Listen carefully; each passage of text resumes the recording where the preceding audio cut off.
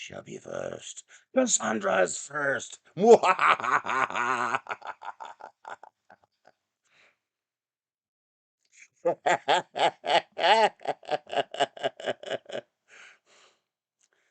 Cassandra slithers into the chat and says, "Mine." Hey, Paul.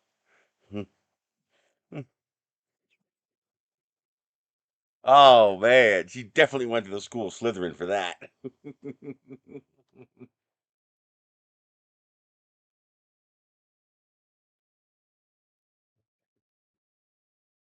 Very well played. It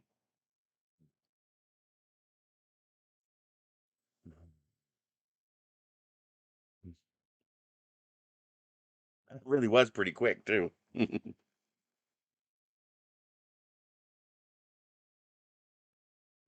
I'll take luck over skill any day.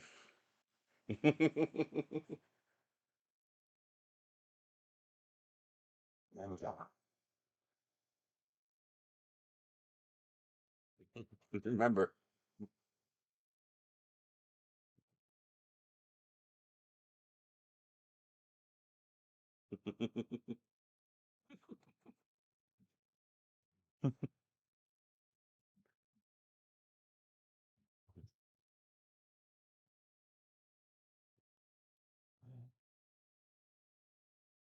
Number 5 is alive.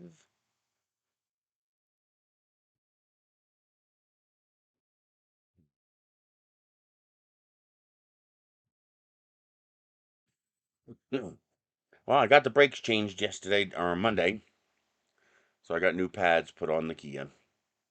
One of my somebody from Sedilla Hill, he came over and helped me change them. Normally, that's something I could do myself. I mean, brake pads are not hard. I mean, it's a 25-minute job. But with my leg all fucked up, if I tried to do that by myself, I would rip apart that wound. And the doctor said, if you tear that wound apart, you're gonna have to start all over again healing that. We were talking months of healing. I was like, okay, I can't do that then. And so he was nice enough. He came over and did them for me. I didn't change the rotors. It looks like it just started to dig into the one side of the one rotor, so it'll be fine. Um, when I have to, I'll end up having to change those pads early because they're gonna. I didn't either cut or change the calipers. Not calipers. Um rotors. So they'll wear a little bit faster, but pads are only $12, so I don't care. Um, by the time I have to change them again, I can change the rotors. My leg will be healed, and I'll just do it myself. Reminded me, I got to get a jack. I don't have a jack. That was one of the things stolen as soon as I got here. I had a jack out front, a nice big aluminum, low profile aluminum jack, one of those race jacks that's really low, but it has lots of throw. And before I realized, what kind of neighborhood I lived in, anything left outside that's of value, yeah, it's gone. 2 days, someone swiped my jack, and so I got to get a new jack. I have an electric one that you plug in, but it's garbage. Oh, it's garbage. And I consider it downright unsafe. I gave it a 1-star review. It's one of the few 1-star reviews I ever gave because it wobbled. On top of that, it'd probably work for the Kia, but it doesn't work for the electric car at all. Even with a fully inflated tire, the jack doesn't fit under the car. So a flat tire, you're screwed. And on top of that, it doesn't lift high enough once you do get it underneath there. The only way to do it was to jack it up from the front, put a piece of wood under it, then bring the jack back around to the side and continue jacking it up. Like, this thing's garbage. And on top of that, the way it was designed, the obviously the motor drive unit is here, and then you got your actual hydraulic, jacking tower here, and then there's a foot that sticks out the front. Ostensibly, that foot is to keep it from doing that. Well, the foot's this big, and it does not keep it from tipping. So that jack is just that's just straight up dangerous. That's just I'll show it to you. It's just straight up unsafe. Amazon.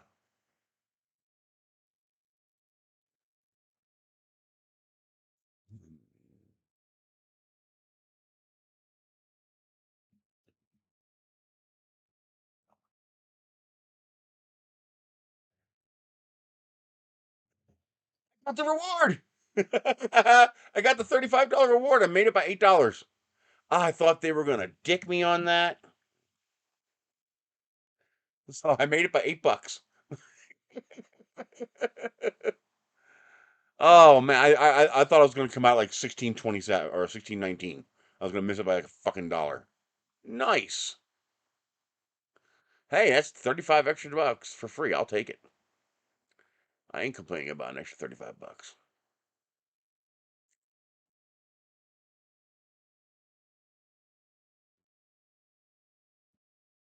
Pretty sure that's last month. So I made $51 last month plus the 35. So that's $87 I made last month on Amazon. And then I'll get 96 from Patreon. Not that great, but whatever. I will make it work. Let's see here.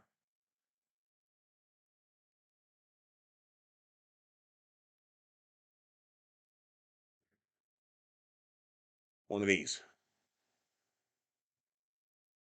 Yep, that's it right there.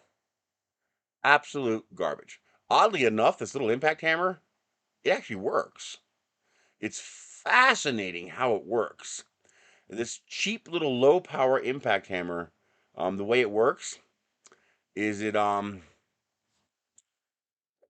so if you know the way an impact gun works, it there's the impact gun spins,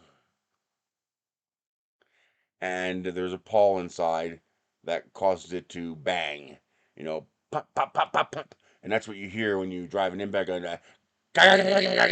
Is that pawl hitting, and that impact force jostles and shakes everything to be more effective at loosening tight fittings.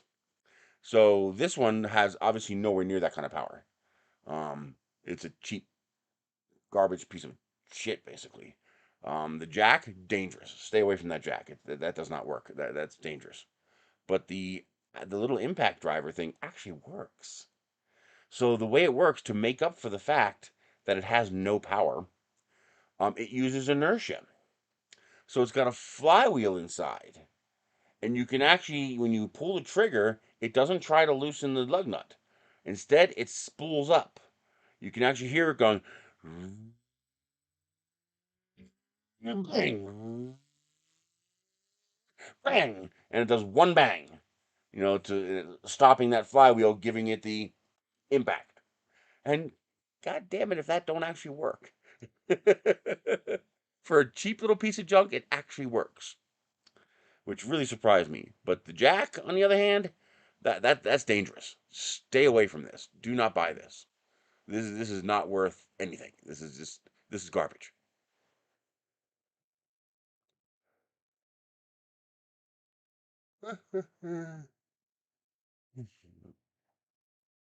I'm super stoked now. I got that $35. Yeah.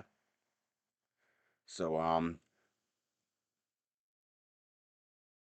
can you see the Aloha protein bars counted, delivered? Let's find out.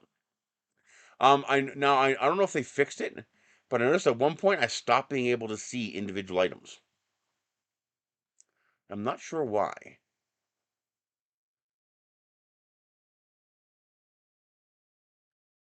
It's annoying because I like being able to see the items. Yeah, it's gone. Summary: I got commissions So I can see each day and I can see the commissions, but I can't click on the date anymore. There's no way for me to. Oh, wait a minute. What's this? Date? Nope, that's not it. Um,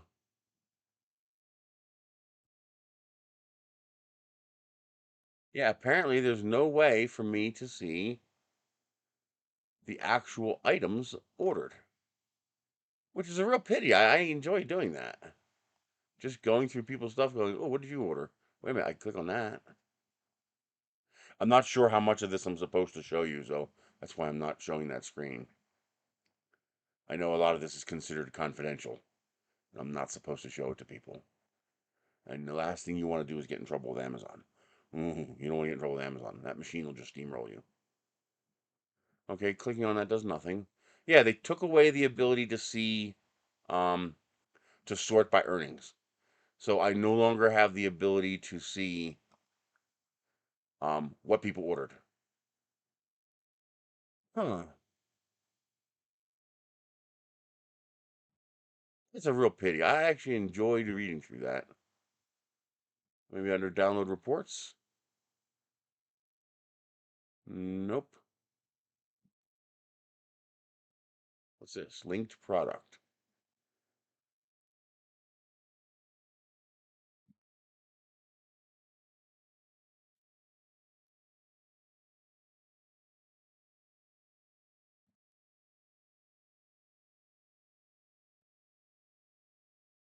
I probably only need to last 7 days.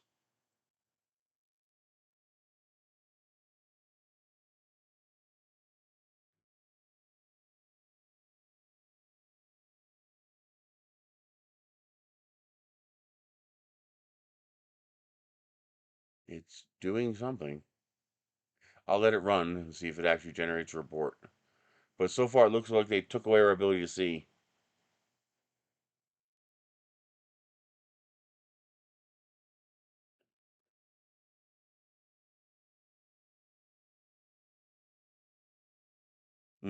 But I love chocolate and cherry. Chocolate cherry's good. Now you're making me want to look up chocolate cherry, see what I can find.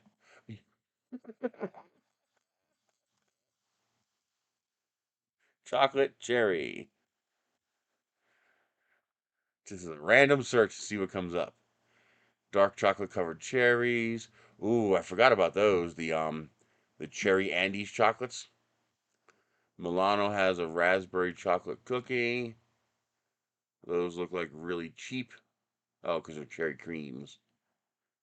There's your Aloha bar, your chocolate cherry. Cherry ripe? What's that? Cadbury cherry ripe. What is that?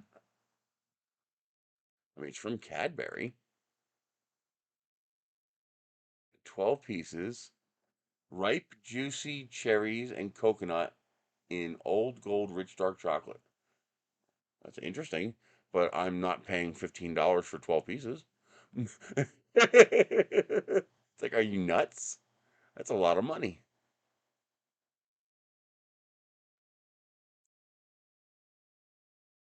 Well, I got a pomegranate a couple weeks ago because I love pomegranate flavor. I love pomegranate juice. I figured I'd love pomegranates. I don't like them. Nope, don't like it at all. The actual Ariels, the pomegranate Ariels, do not like them.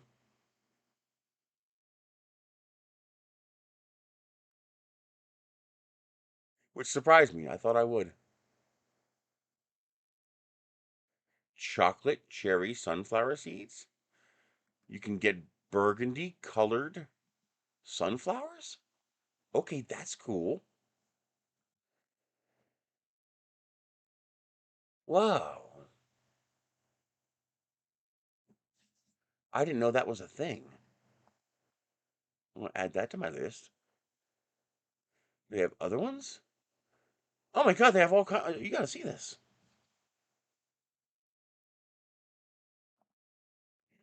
Look at all these colored sunflowers they have. First of all, that's beautiful. Wow. And look at this one. Look at that. Whoa, blue ones.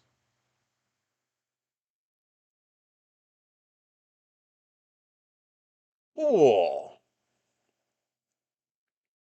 I'm thinking about putting up like a 20 by 20 sunshade if I can find one strong enough, or if I can find one cheap enough and I get a year out of it. Where by the time winter comes and I take it down, if I have to replace it once a year, I wouldn't mind if it was cheap enough. But I got to create a large enough shaded area so I can actually plant like flowers because the sun here is so brutal that it just murders anything I plant. Banana peppers, cherry tomatoes, basil, Thai basil, beans, beefsteak. No more flowers. I want more flowers.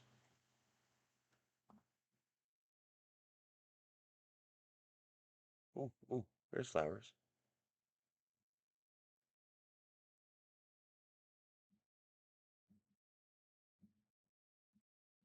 Oh, those are pretty.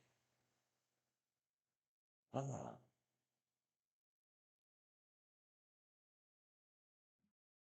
I love flowers. Try burpee. Burpee. All right, what's burpee? Seed company?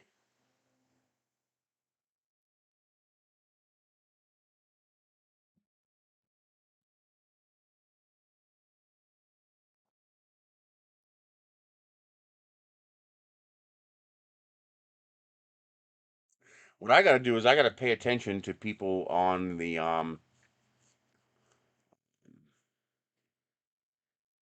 south side of 66 because south of 66 it's like a completely different biome from where I live.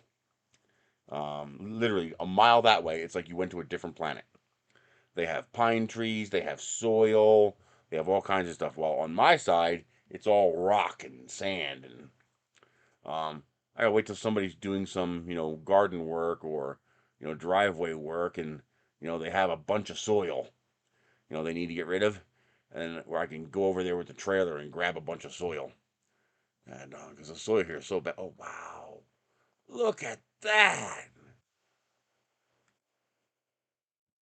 That is gorgeous. I wonder if it actually grows like that, or is this a render?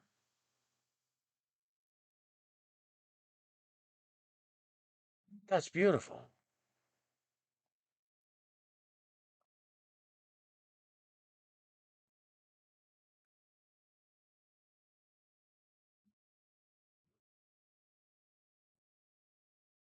I would love to grow some of these absolutely enormous sunflowers. The ones that are bigger than your head.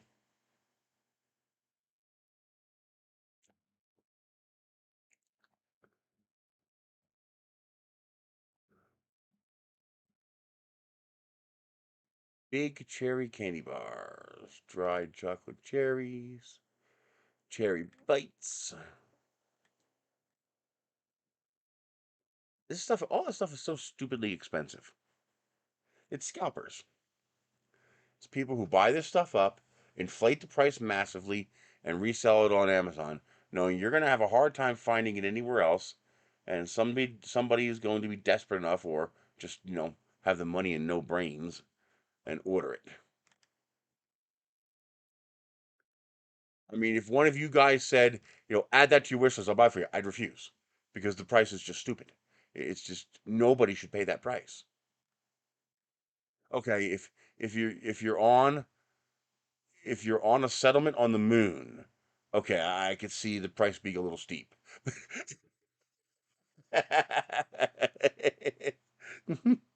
No, I could see that price then, but otherwise, give me a big break. It's so ridiculous. Chocolate cherry granola bars. Mmm.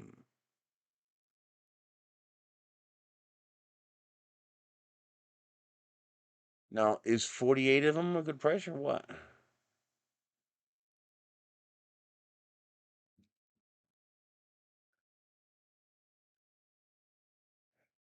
I didn't know baking powder had salt in it.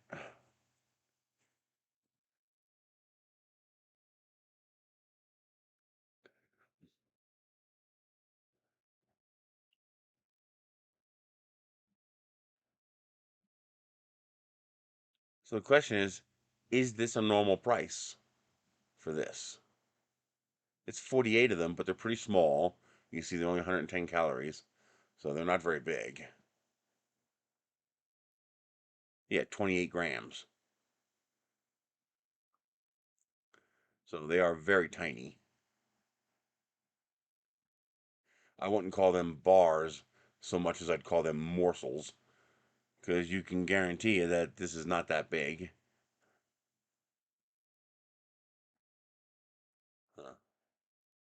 Oh, here we go. Download.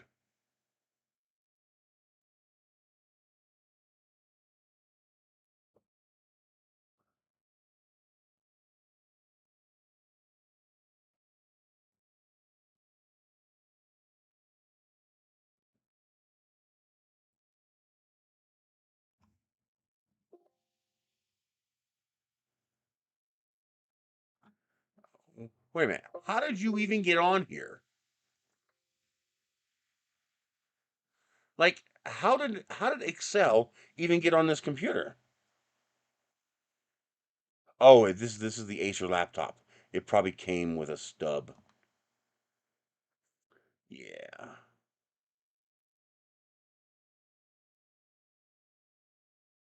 Uh, where's that? Programs and features.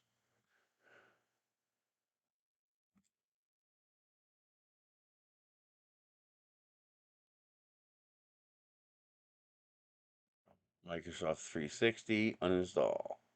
I don't want that garbage.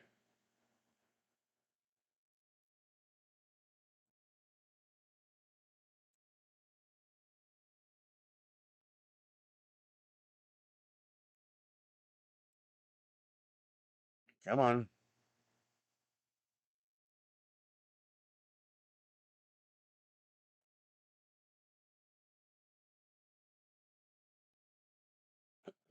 I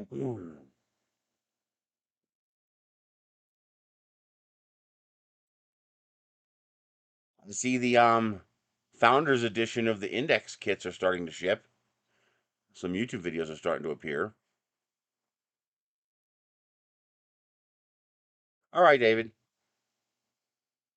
Hey, check out my new Maker Coin Bank.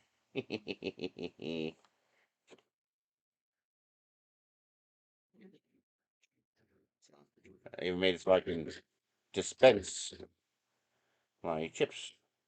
Oh, not out the front. That's go out the back. There it is.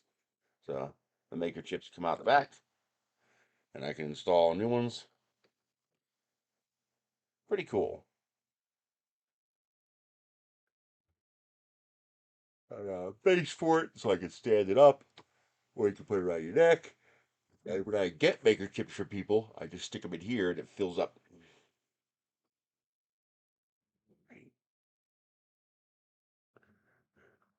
Okay, now when I try to open this, no shit. Oh, because it's in a zip file.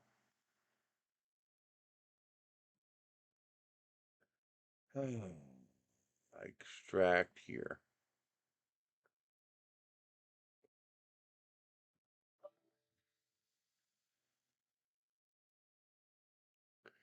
Is there no way for me to tell it to open with Sheets? Really? I should be able to open it with Firefox. Open with.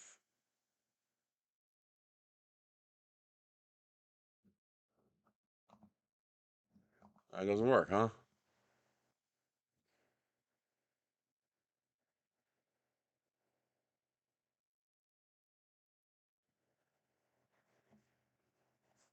I'm pretty sure Sheets is Google's Excel. Let's see here.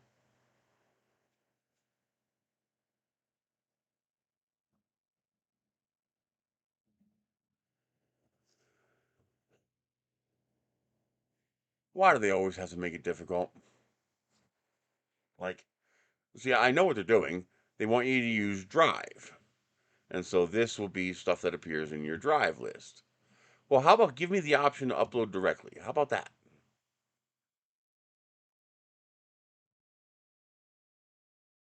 Is there really no way for me to input a file directly? I have to fucking upload it to Drive.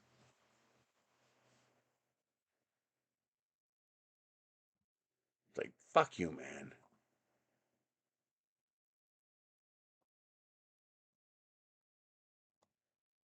Why do they gotta make it difficult?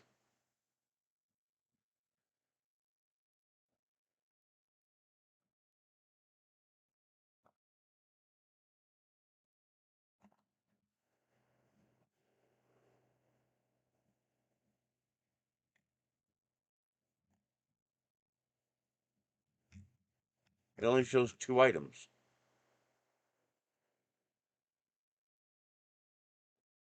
The hell?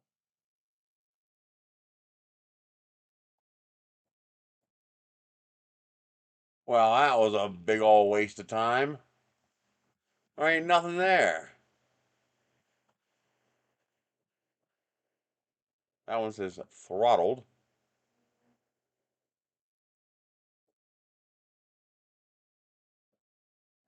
Hmm. Unless I don't know what linked product means. It's really genuinely annoying. I wonder why they took that away. I like going through that, just seeing what people are ordering. I can't go to 3D Printopia. I wish I could, but I mean, especially because I get to see my brother, because it's in Philadelphia. But there's no way I could do that. It would cost more than I make in a year to go to 3D Printopia. Yeah.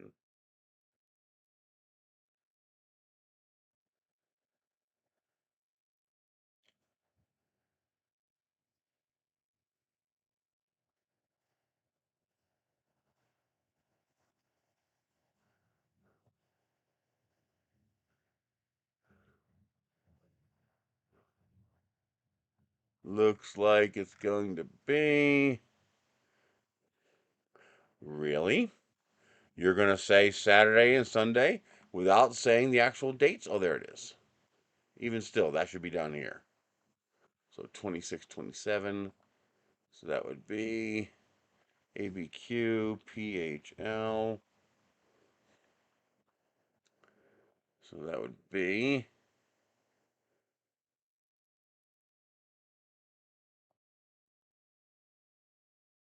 September 25th. Return date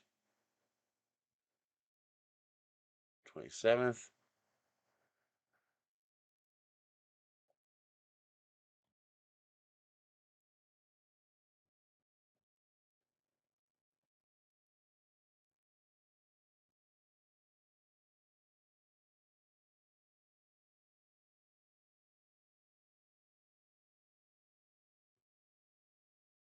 So $300 to go out. Is there a single?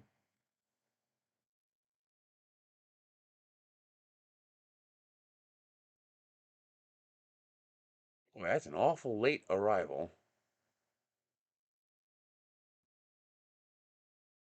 I get you there at 4 p.m.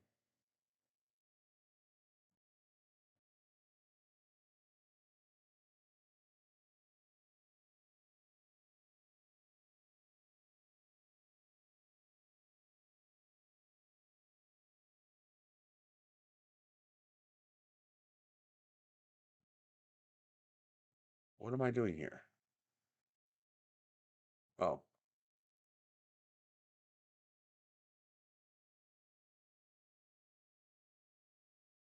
this is where I need a super, super late. Usually they have red eye flights for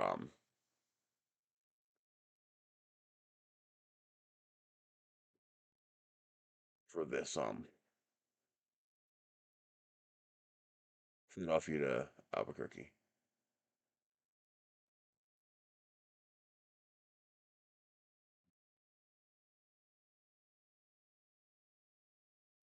Ooh,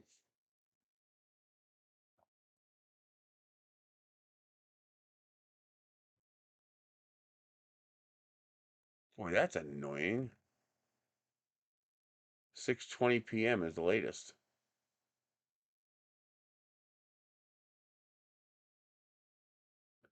Wait a minute. Why does it jump to 7:20 a.m.? Let's assume that was even possible.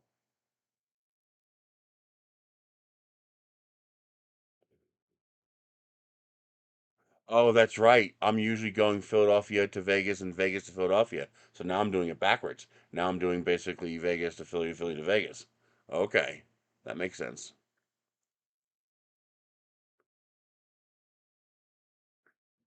Yeah. It's $600 just for the airfare. Yeah, 600 bucks. And that's assuming I could stay with my brother and that the rest of the trip cost me nothing. 600 bucks. Yeah, I can't do that. Nope, nope, nope. That wouldn't work.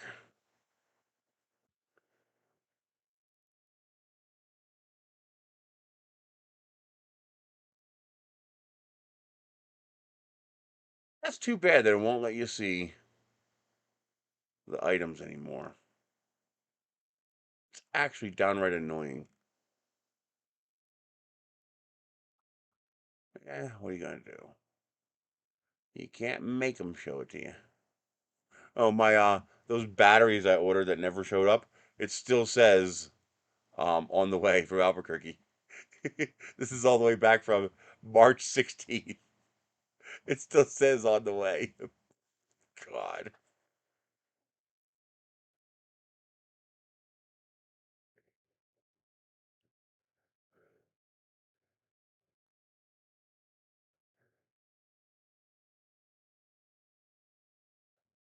Oh.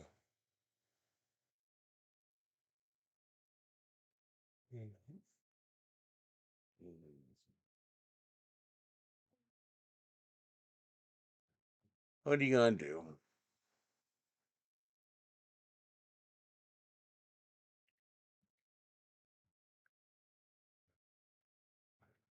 Righty.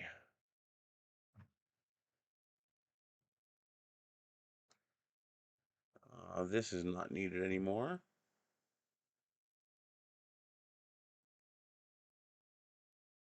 Okay.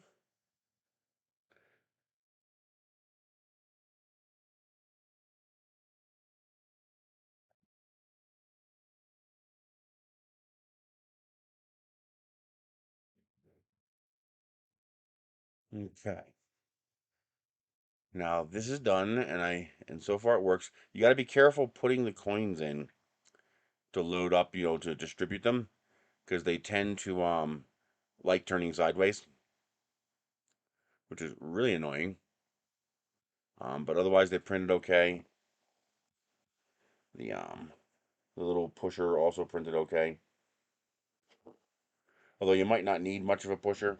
You might only need about that much, because all you gotta do is all you really need to do is push it out just enough that you can grab it with your fingers. There it goes. So once it pops out enough that you can grab it with your fingers, then you just yank it. It's made to be tight so they don't fall out. And then you can yank out your coin and you can refill it using this slot up here. You just drop them in one at a time and you can refill it without having to open this. And to open it, I believe it's the front that I have to open. So you only have to take out the one screw.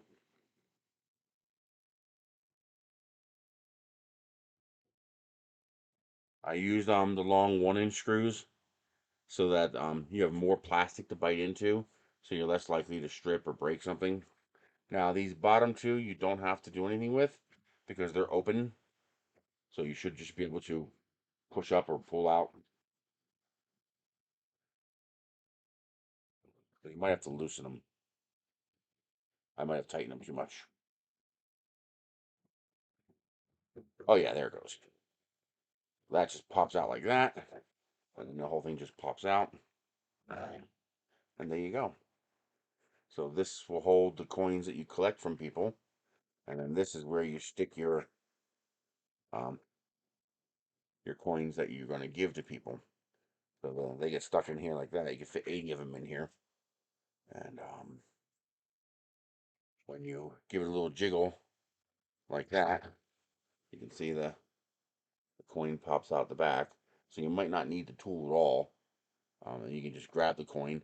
Now the slot is just a hair too small to allow the coin to come out. And that's intentional so that they don't just all start dribbling out on you. You just force it out, and there you go. Now you have your coin that you can give to people. And to refill it, all you do is let's see if it bounces. Just stick your coin in here, and there you go. Now you refill it. So yeah, that works surprisingly well. I'm very happy with that. To put it back together, you simply line up the holes, pops in place just like that, and then you just put the one screw back in.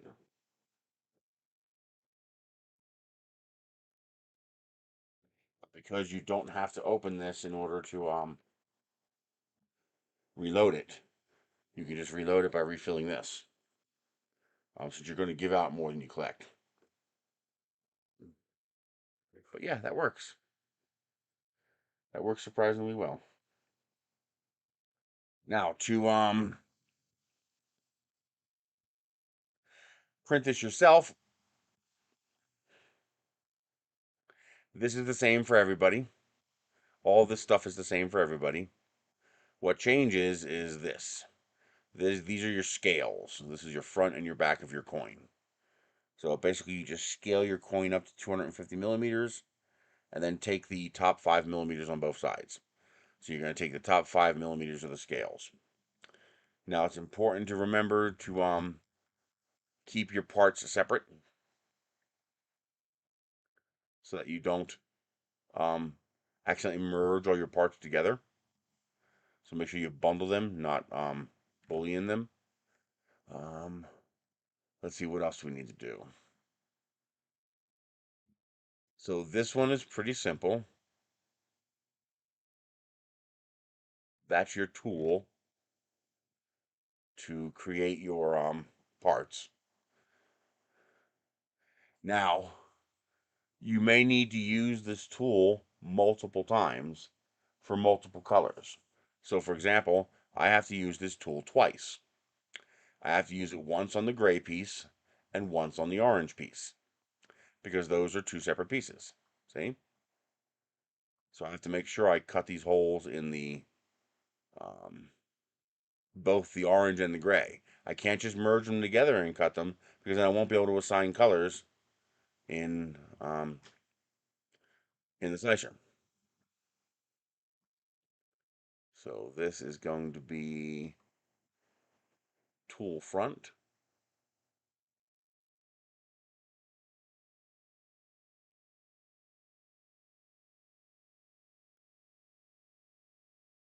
Let's see, let's get rid of those.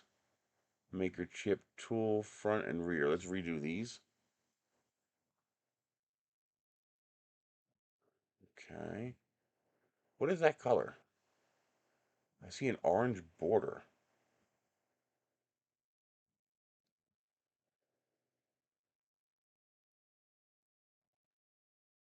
Oh, I think that's OBS telling me that that's the screen that I'm currently using. Interesting. I didn't know it did that. Okay. So this is going to be Maker Chip Bank tool front. Now you can, of course, use the tool on either side. That's up to you. So if you're like my design is more conducive to having the two slots on the back. Your design might be more conducive to having the two slots on the front. So you can do it however you wish. Okay, tool front. Export. STL. Okay.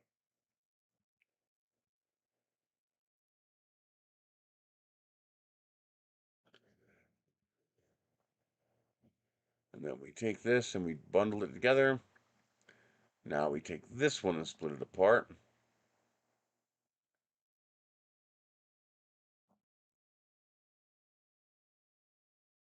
split. Okay.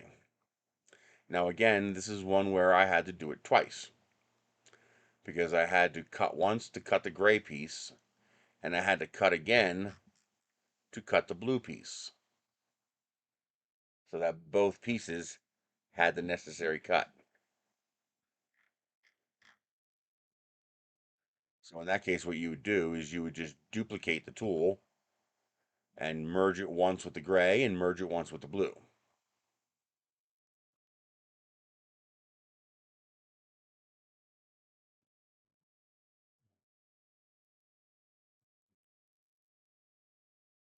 So now I need to take this. Oh, that's already joined? Yes, it is. Okay. Now, did I get the other thing? Yes. Okay. All right. Rear.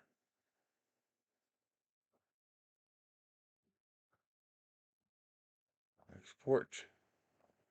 So what you will do is you will import these two tools into Tinkercad, import your scales into Tinkercad, and merge them appropriately to create the cuts. And those cuts will allow all of your scales to line up with um, the center body, which includes the cavity for receiving coins and the cavity for dispensing coins. Then you can print the optional stand, the optional driver, the shuttlecock, um, and that's it.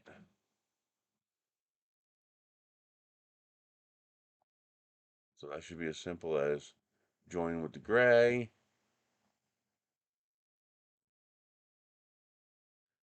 Already did the blue.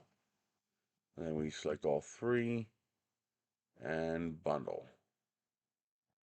So what you need to do is to make a 250 millimeter version of your coin, your chip. Make sure it's 5 millimeters thick, 250 millimeters across, and then you import the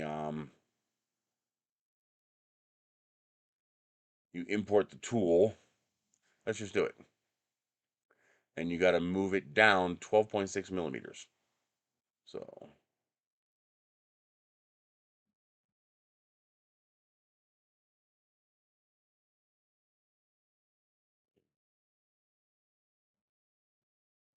create 3D design. Let's do.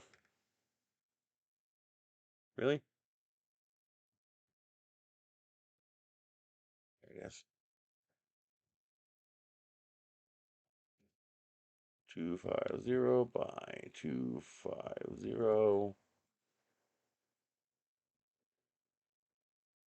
by 5. Let's say I have my coin 250 by 250 by 5 millimeters, and yours will be whatever it is. Okay. The import, choose file. We're going to do a maker tool rear.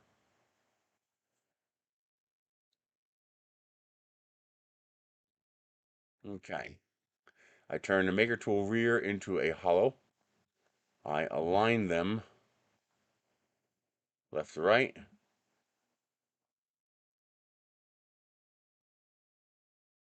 Why is it? Oh. Oh. That changes things. That has to be fixed. Okay, I know how to fix that.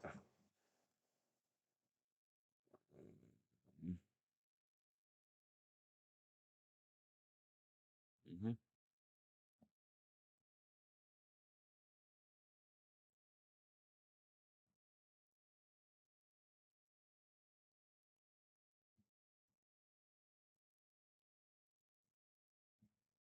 Okay. I need to make sure that the pegs are the shortest thing in the whole bunch. There we go. I'll have to fix that in the original. So that's what you'll import. turn it into a hole. This whole thing gets dropped negative 12.6, which puts everything in exactly the right place.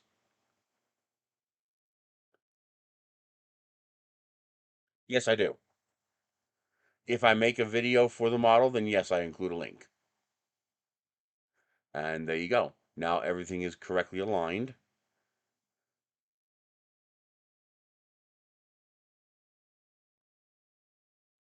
And let's say I had a design on here.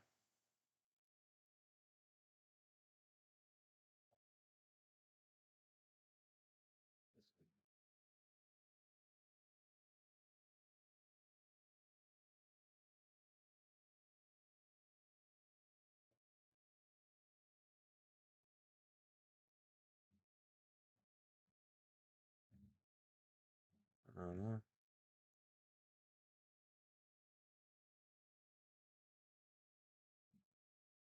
you bastard.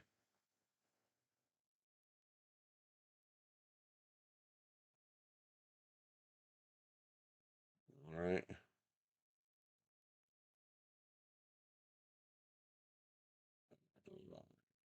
Keep you there.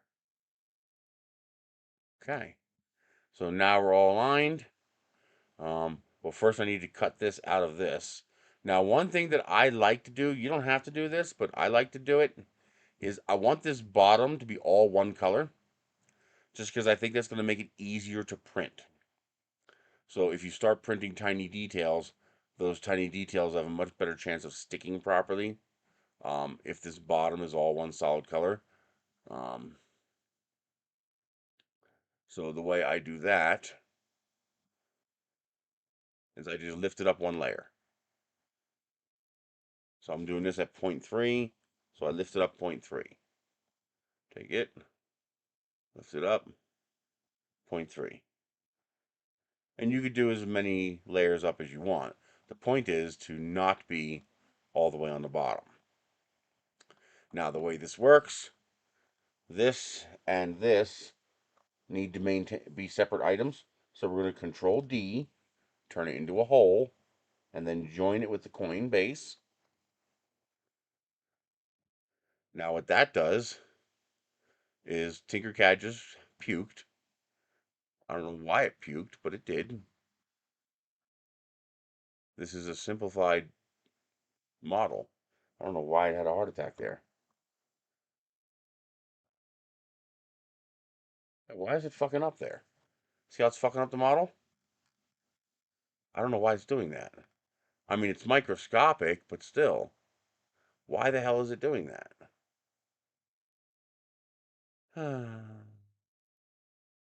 It's always something.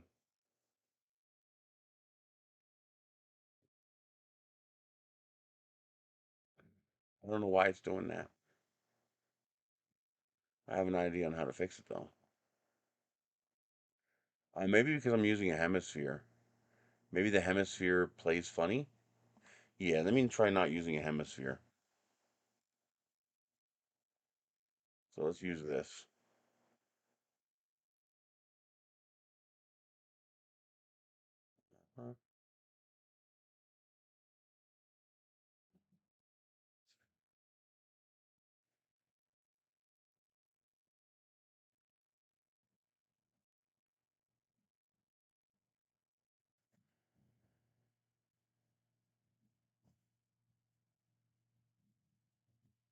Okay. That's probably a little bit better. Let's do this. Let's do it down 5. Invert.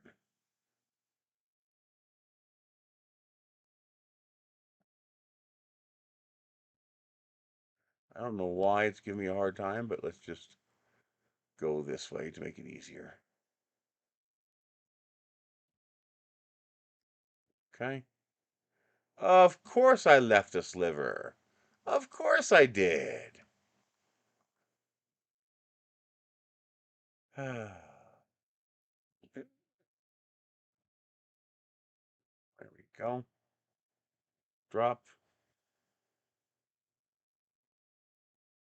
line, freeze. There we go. Okay. Now let's try this again. I need you, and you, and you. And that didn't break for some reason. So yeah, it was the hemisphere. For some reason, the hemisphere did something goofy.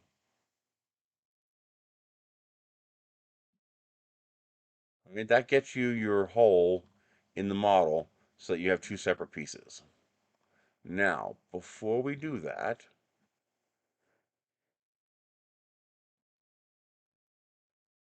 I want to do something else. I want to do this. Let's do 6.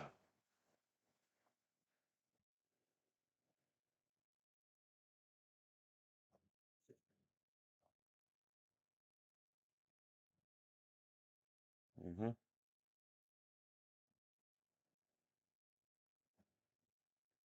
Okay. So I should be able to do.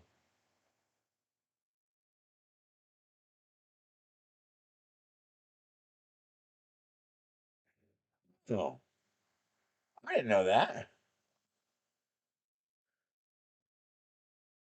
Duplicate. Hole. Join.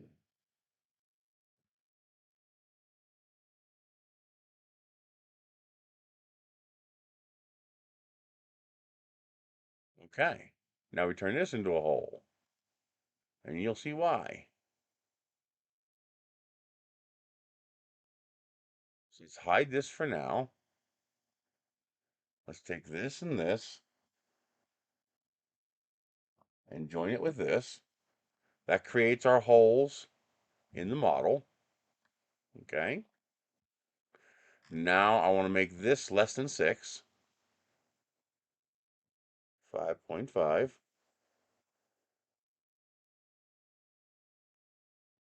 5.5. Okay. We're going to control. No, we're going to cut these. Okay. Now, here's the hard part. How do you pick them? Will it stay selected? It did stay selected. So I can take this, duplicate it, hide it, hide it, select this, unhide, select one of these, join. Alrighty. Now we hide this again. We select this. Can you figure out what I'm doing yet? Unhide. We select this and join. What I've done is I've created a mold of this top of this coin because it's got a curved edge. And I turned that into a hole. And then I use that to cut the top of these two inserts so that these two inserts now take on the same shape as the coin. See? Now they're exactly the same curved shape as the coin. So now you have, well, that's the difference between if you want it sticking out like this, like if you want that 3D effect, or if you want that smooth, all one piece type of effect.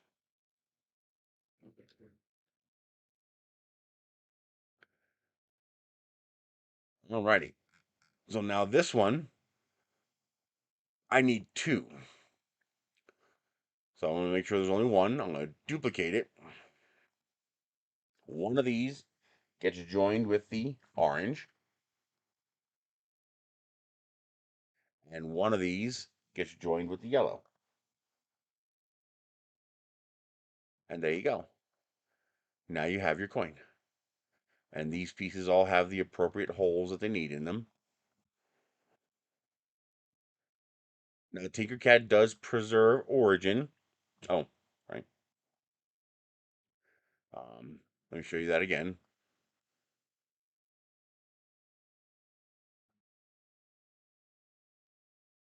Good, I got two of them. So I need to cut two colors, the yellow and the orange. Red does not intersect any of these holes, so I don't have to worry about the red. So I made two of these. I centered it and then dropped it 12.6 millimeters, which gets me exactly where I need it to be. I pick one of them. If in doubt, deselect. You pick one, you pick the orange, and you join. Then you pick unselect. Then you select the other one, you pick the yellow, and you join. And now everything has the holes that it needs so that when you assemble it, everything lines up.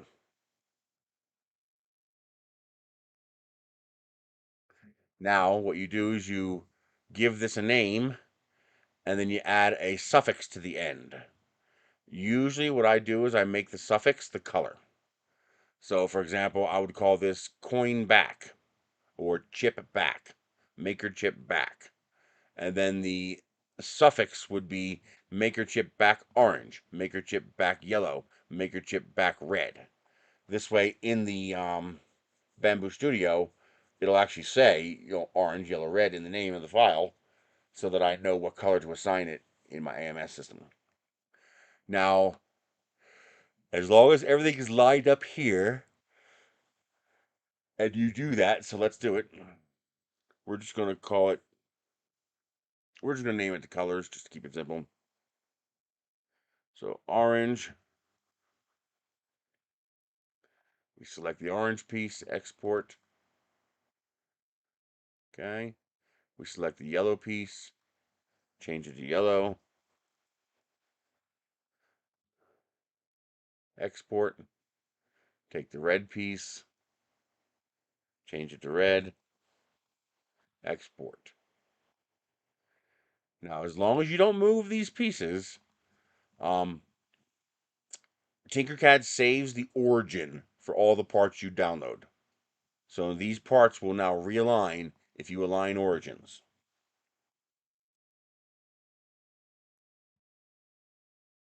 Come on, there it is.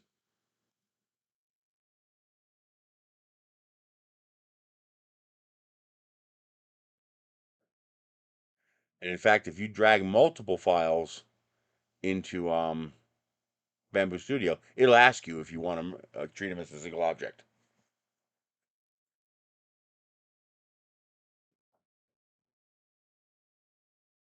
Okay. Go away! Fuck. All right. Red, yellow, orange. See? Load these as a single object with multiple parts? Yes. And there you go. Now they're aligned, and now you can manipulate them at will. This would be the same thing as in Simplify 3D if I said align model origins and then I grouped these models together. That would be the same thing. So in here, we select objects, and now you can see red. I could change that. Well, I don't have red as an option, but I can change that to orange. I can change this to a different color. Let's do that one white. And there you go.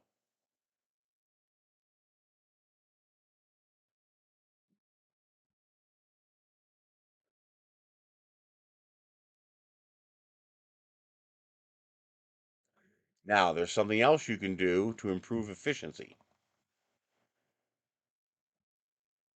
especially if your model is relatively thick. Um, there's a few different ways to do it. Your best method is to always do the merge last.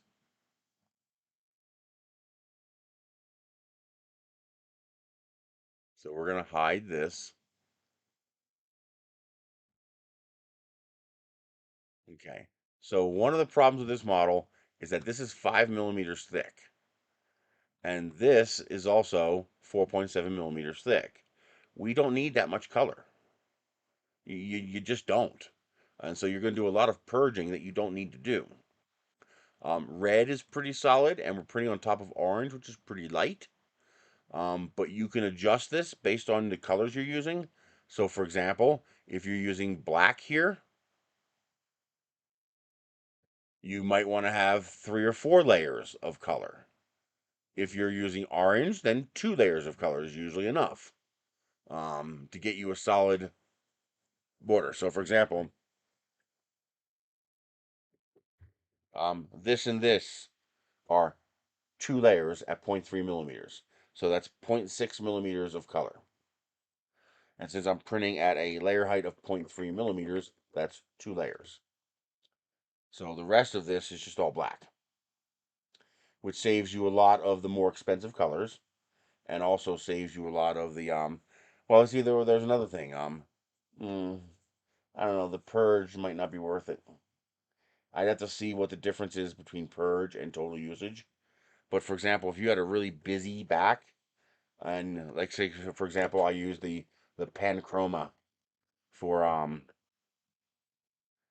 for this instead of black, that would make the black the most expensive color here, and so it might be worth it to make these colors thicker to use less of the expensive filament. But now I'm going to use more purge. So the question is, does the purge equal more plastic than the reduced color usage? You'll have to determine that in the slicer. Um, but on the assumption that we're just trying to reduce purge, that's one way you can do that. There's another interesting little trick you can do. So, for example, let's say I'm printing this in 2 different colors, but I have a problem. This is PET G, this is PLA, or this is ASA or ABS or anything else, silk, whatever. The point is, these are two dissimilar plastics that are not going to adhere correctly to each other. There's a way we can, there's a way we can kind of force them to adhere to each other. So, for example, this one here is actually really easy. We're going to take this and we're going to duplicate it. We're going to increase the size of this evenly from the center. So you hold shift and you click that and you make it bigger. Okay? Probably doesn't need to be that big. So let's go 5. Now I'm going to take unselect, reselect, and I'm going to change the color just so we can see what we're doing. And I'm going to make this 0.3 millimeters. Now, what did I just do? I did that. I just told it to make the orange transparent. So now I have this foot underneath this part here. Let's hide this. First things first, we need to cut the foot out of this. So we duplicate, turn it into a hole, and join with this. There. Now the foot is actually underneath the plastic. We bring everything back. Oh, let's select this. And we take it and we join it with the yellow. Join. Let's hide you. There we go. So now when it prints this, you can see there's actually a gap in here. So now these two pieces will be physically locked together. Even if these two pieces of plastic completely separate from each other, it won't matter because they will be physically interlocked together. So you won't have to worry about these pieces moving. You could do the same thing with your text here, except we're going to do that a little bit differently. So we're going to create a box. And all we're going to do is overlap our text like this. Doesn't have to be perfect, just has to be somewhat there. We're going to bring it down a little bit just so I can see my text. We're going to hide this, get it out of my way. All right. Now, we select the two of these, we align, we freeze the text so it stays put, and we align it with the bottom. deselect, reselect our bottom, make it 0.3, 0.3. There we go. Now we select this, we duplicate, we make a hole, we unhide. Be careful, don't click on anything. Shift, select the orange, join. Now we rehide this again. We take these two pieces, we join them, bring it back. There you go. Now you have this piece is also now integrated. You can see there's an actual opening for that plastic to fit. So it's going to print this big solid bottom layer on the inside, and then it's going to print the word text on top of it. So now it doesn't matter if these are dissimilar plastics. These will never separate. It literally is impossible for these to separate now.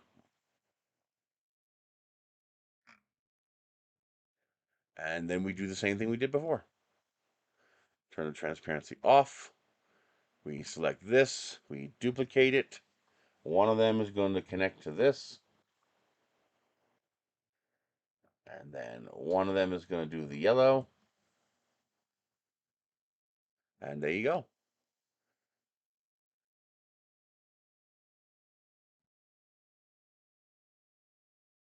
And as you can see, those pieces overlap now when it prints. And they will not separate. You would have to destroy this part to separate these things.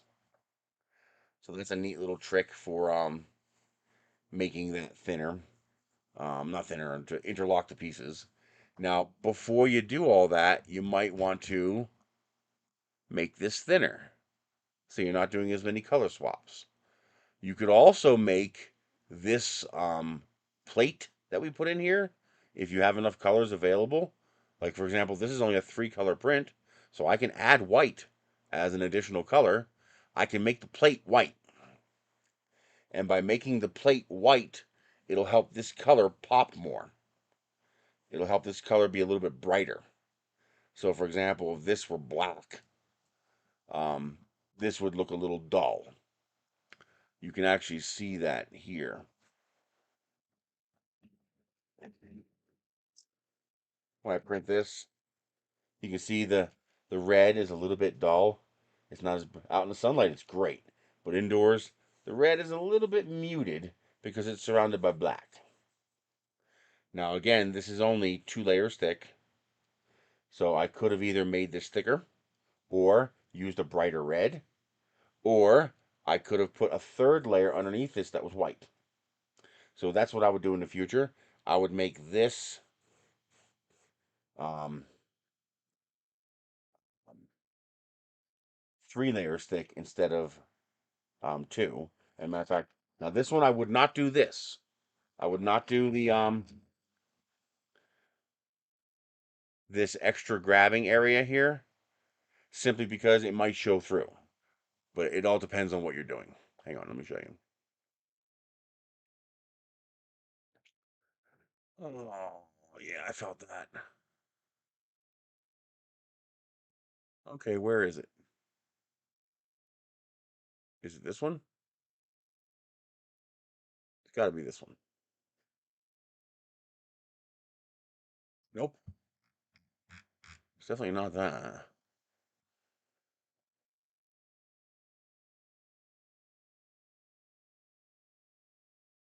Where the hell is it?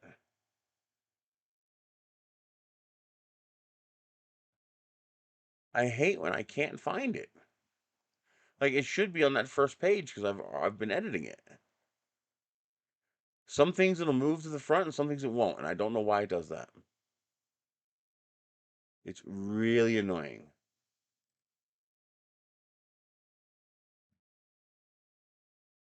Where the hell is that model?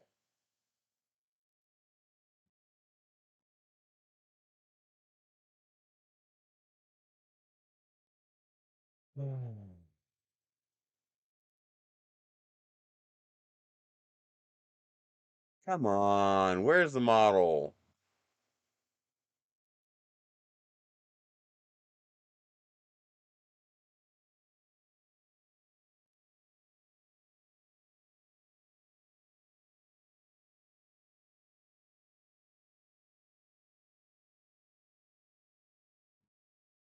Where the hell is it?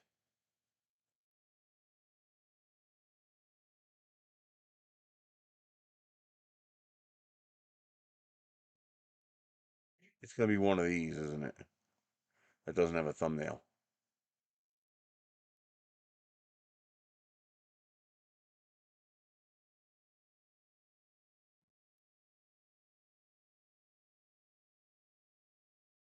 It should not be this far back.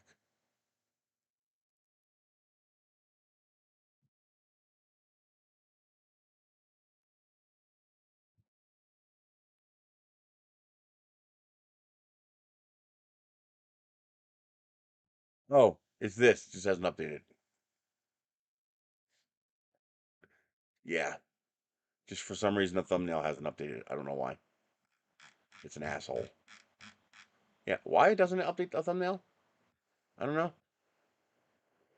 Pain in my ass.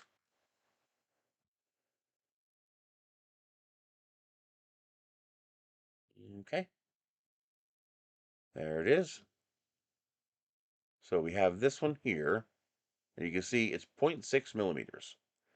And I could. This was done at 0.3, so that's 2 layers. Okay. Now, what I'm gonna do is I'm gonna make this 0.9. 0.9. I'm gonna duplicate it. I'm gonna turn it into a hole.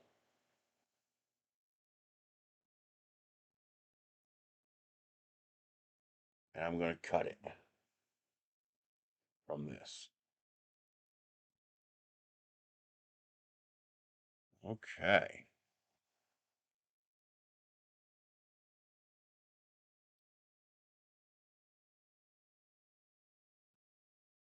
There it is. Now, I'm going to take this. Nope. This. I'm going to make this 0.3. I'm going to change it to white.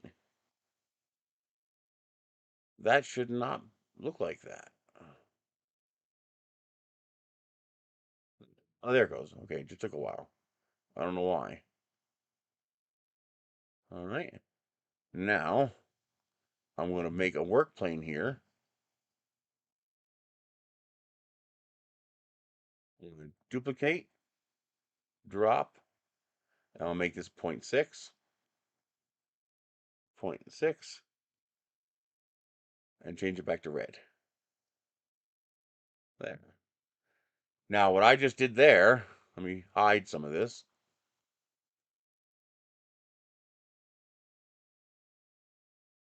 Oh, I know what I did. I got two separate pieces, but I think we're okay. I think, let's double check.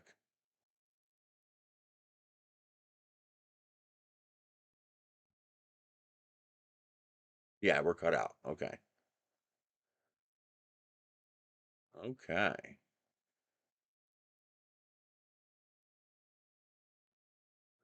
All right, now if you look carefully, you'll see what I did there. Let me hide the rest of this. Easy for you to see what I did. Okay. So if you notice,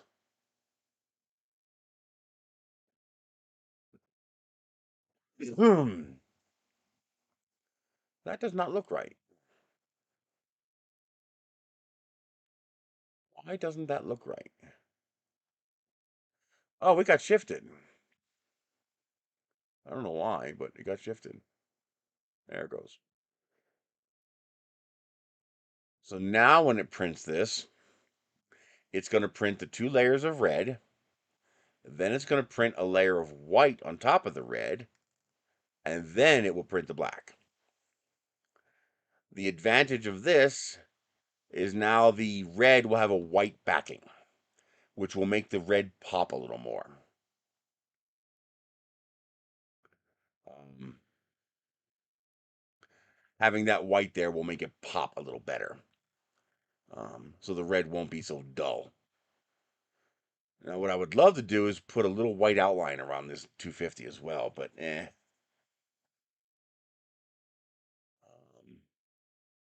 Now, there is something else you can do. You could just do an entire layer in white to make all the colors pop, including the white. It'll make the white pop better too. So, for example, um, I could take this entire piece here and let's see, let's duplicate it.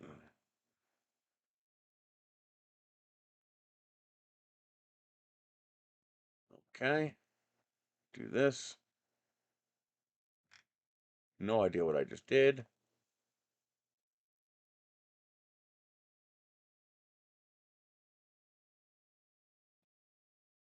All right, I'm just getting rid of everything. Since this is a duplicate, I don't have to worry about it.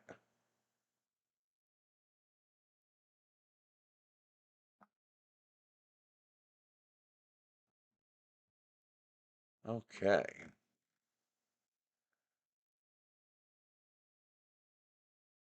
Okay. Now I'm going to make this bigger like this so that I can shrink it by holding shift and then shrink it just a little bit. I'm doing 2 ticks. And then I'm going to deselect, reselect, and make it 0.3. Turn it into white. Okay. And if you think you need more than one layer, make this 0.6. So in fact, let's do that. 0.6. We'll have a little bit of extra white backing. Now, here's where it gets interesting.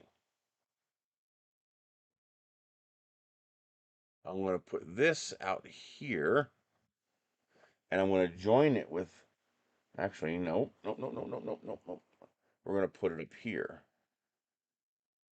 Okay. I'm going to join it, bundle it with this. Now, the reason I'm doing that is once this goes inside this, I won't really have an easy way of grabbing a hold of it. But now I have this out here, which allows me to grab a hold of it. Okay? So now we take this, we drop it, and then we lift it up. Let's go 0.6. All right, we lift it up 0.6. That should do what I want. Let's verify that. Let's hide this. Yes, that's what I wanted. See? Now I have that white backing behind everything.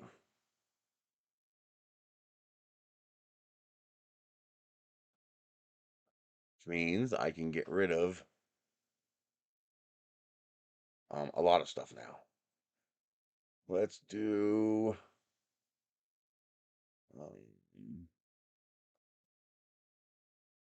I can ignore that, but let's hide this. Let's get rid of this little extra white piece.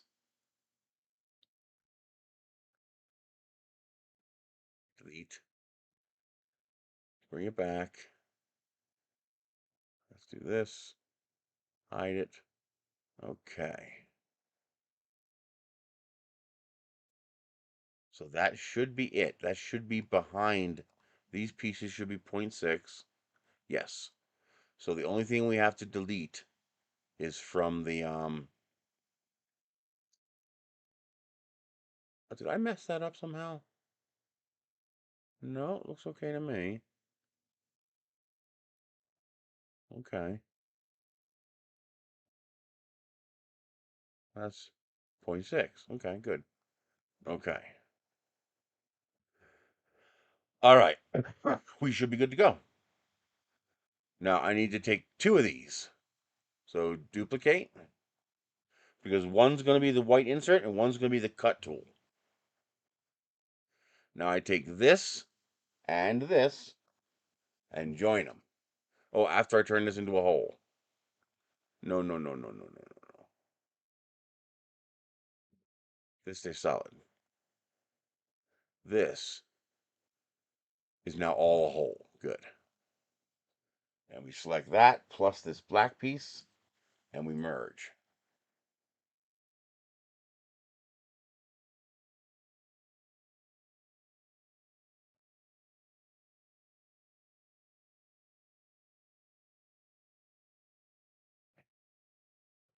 Wait for it to get done doing whatever it's doing.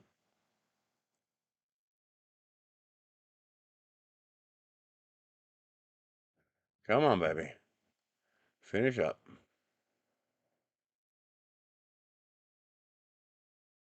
This will make the blue pop better. This will make everything pop better.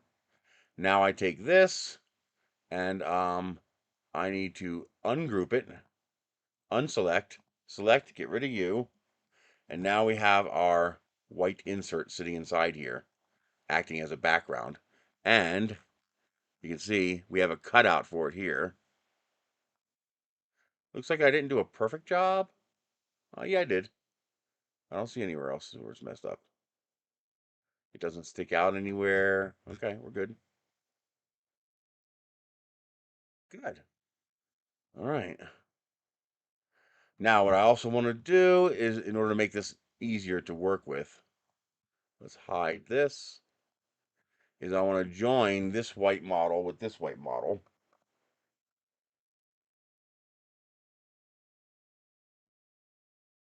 This way, all the white pieces are joined as one.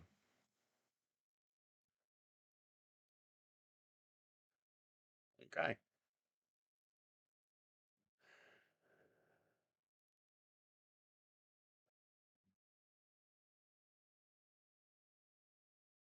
All right, that should do it. Now I should be able to take this, this, that's our body. Base, yes. Export, STL. Oh, it looks like we already did this. Hang on. Hey, 3D Medic. I'm going to get this uploaded for you right now, Cassandra, so you can print this if you want.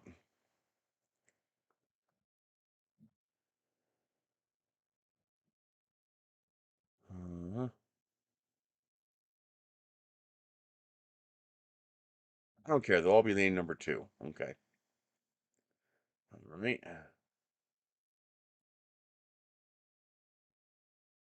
Now we select the white.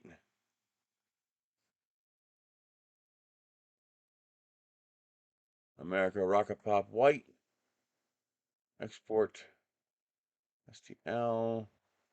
And then America Rocket Pop.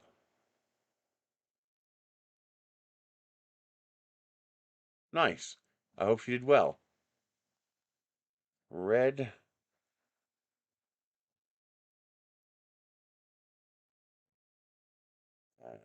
Blue.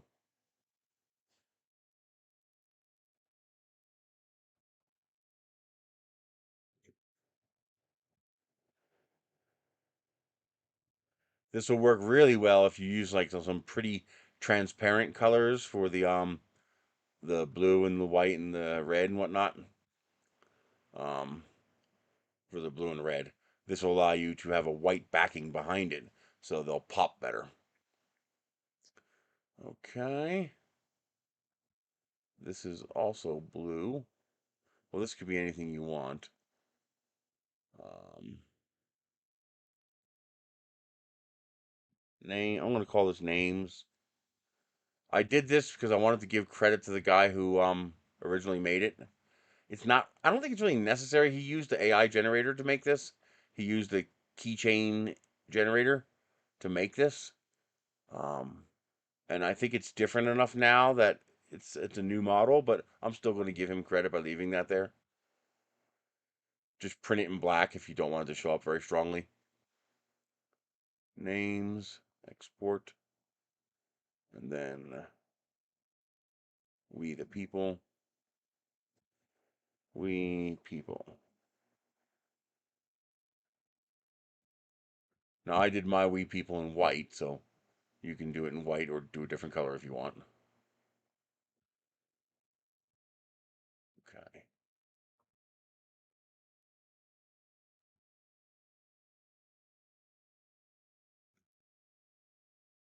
And that should be all of this.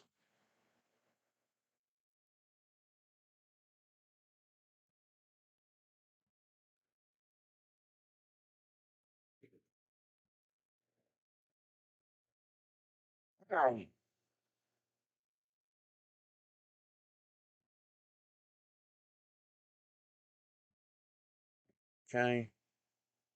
Take all that.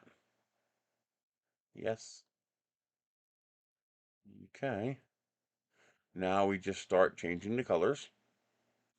We're going to change this back to red and this back to blue.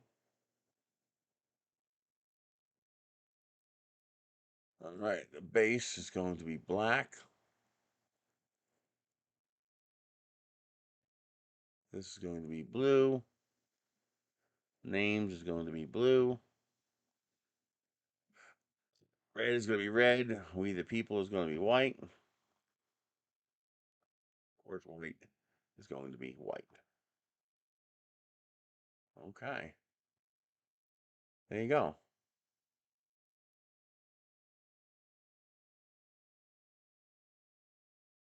Looks good. Now here's the cool part when you slice it.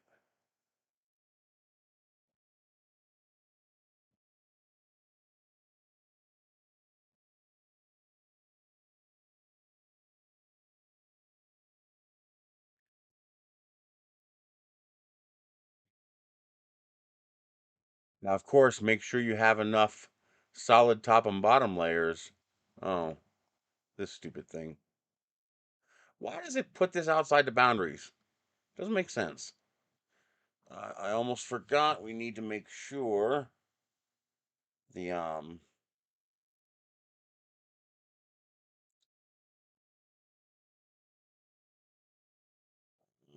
we gotta do layer height 0.3. We'll do 20% infill. Make sure we cover 2 walls, wall loops, top shelves at least 4.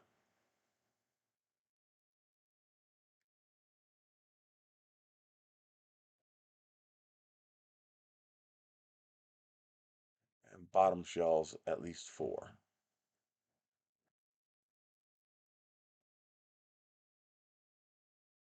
I'm bleeding. Why am I bleeding?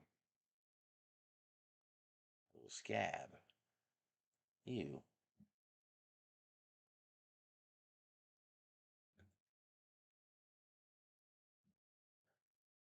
Okay. Oh, that's not good. Oh shit, I can't print this yet. Yes, I can. I can swap the nozzle. We just have to do 0.4.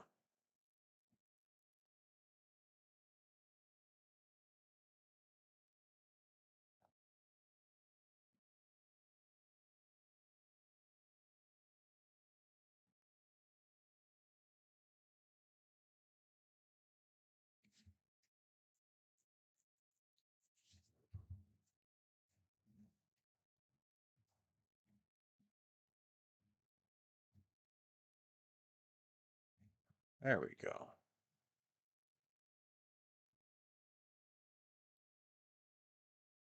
That looks good. Let's turn that off so we can see what we're doing.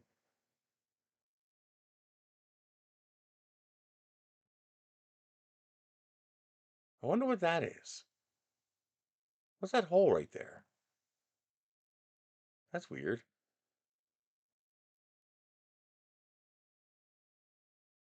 That is weird.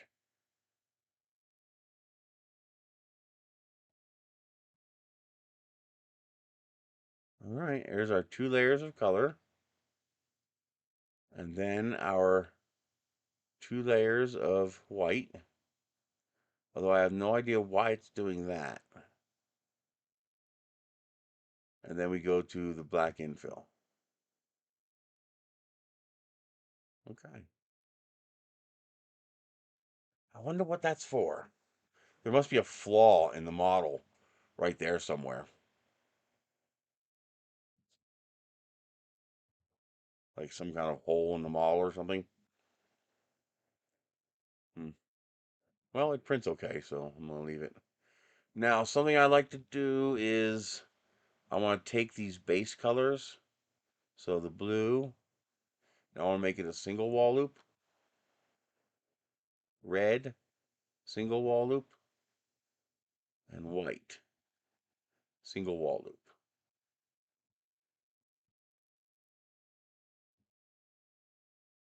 The point of that is to make these characters one wall and mostly fill so that they look prettier.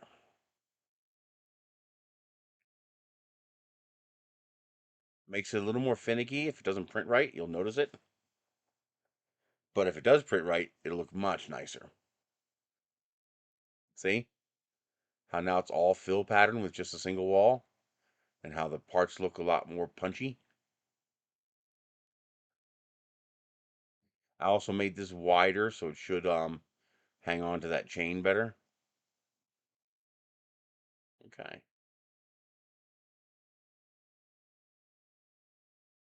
Let's send it. Oh, no. No. A project as American Rocket Pop. Hype chain.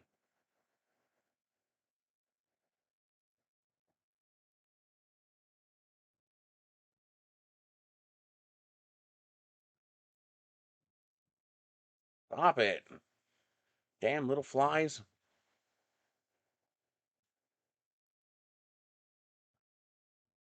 Okay. Send.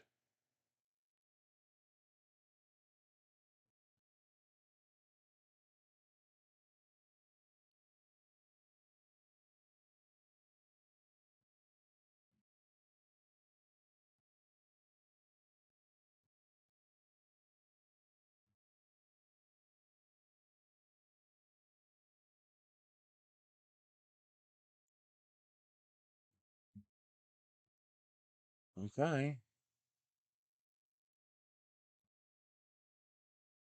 Do I already have the chains on here?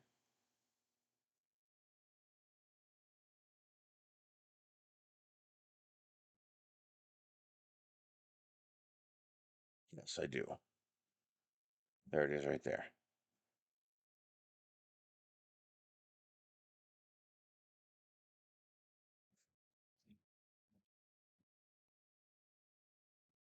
All right. Did I already send it? Yes, I did. Let's just make sure. Yeah, I did. Okay.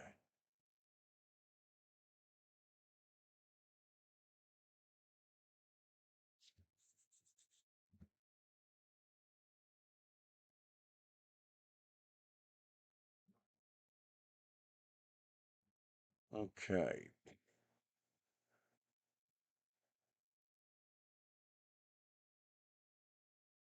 Add another plate.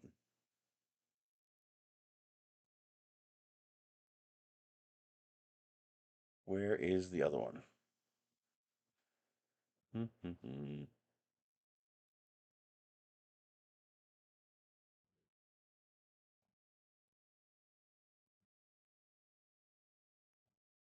Okay.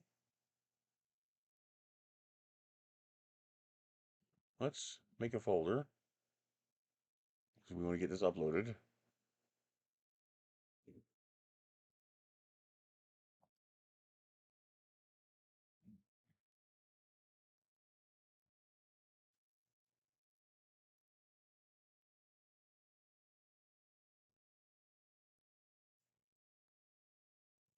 Hmm. Is it this one? I think it is.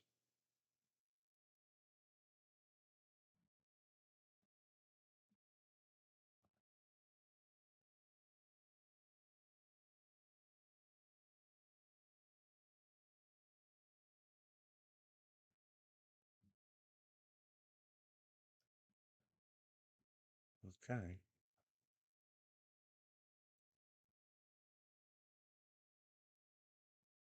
Oh.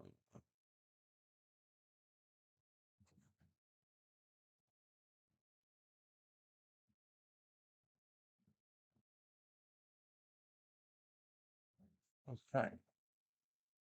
Let's do a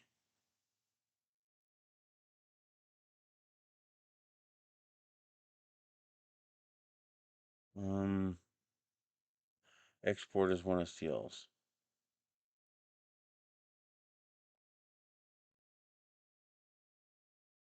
Chain.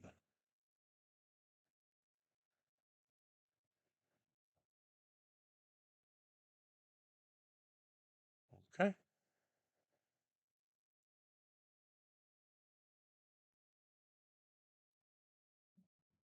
Oh, not what I wanted.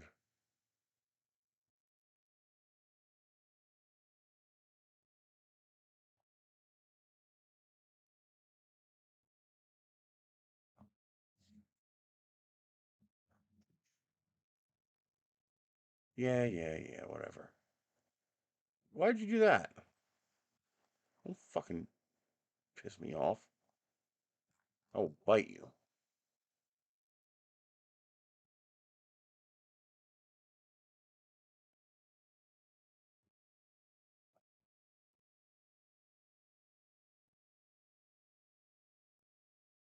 All right, you go there.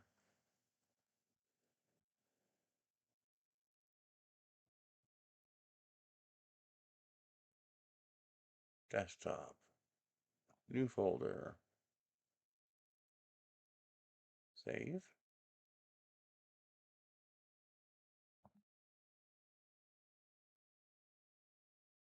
There it is. Okay.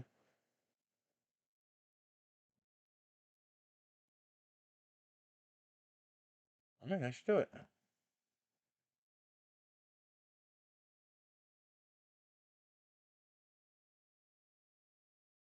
Oh, I should do this with a 0.4 as well, or 0.8. New project.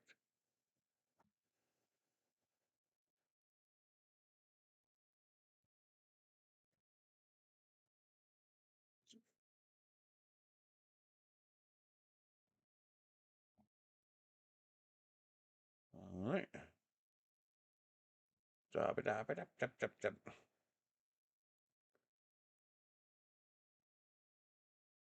Layer height 0.4, 0.8.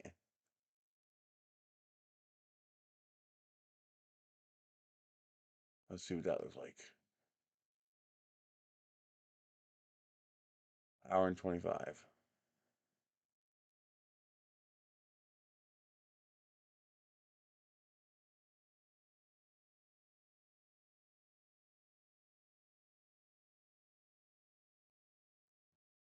Chain 0.8.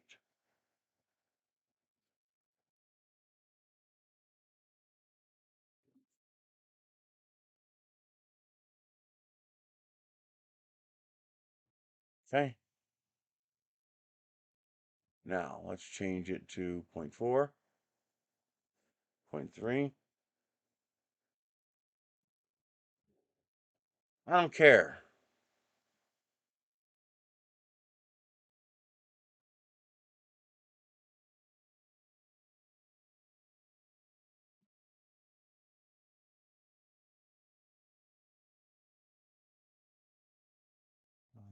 Same amount of time.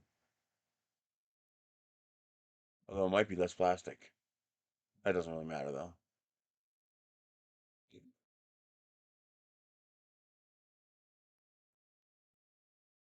We're going to call this chain 0.4 millimeter.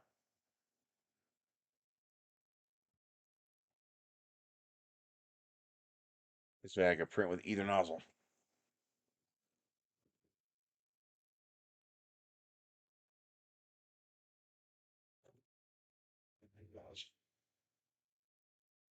Alrighty, now I gotta change the plastic.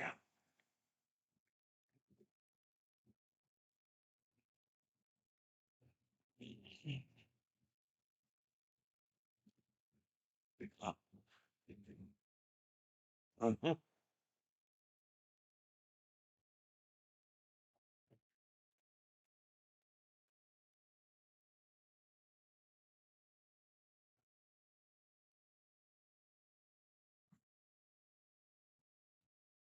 There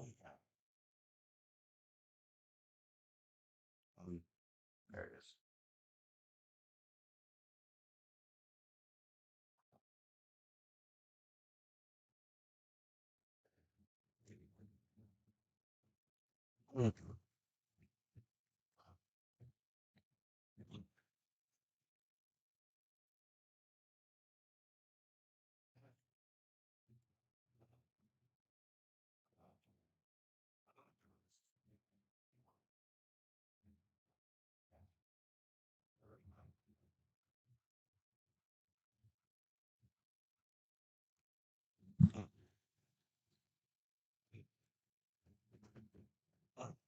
Come on.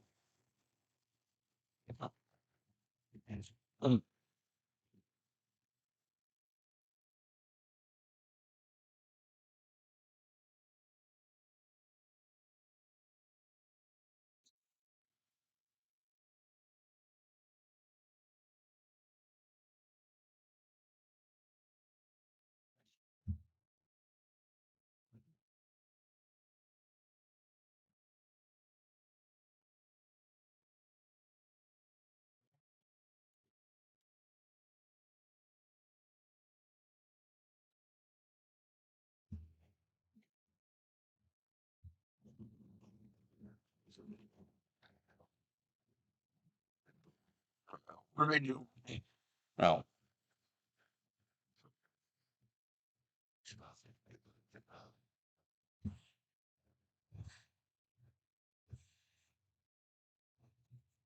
Come on.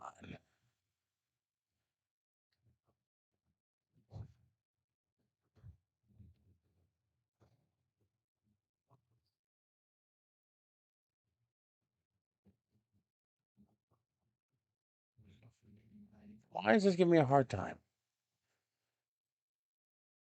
Just take it. There we go.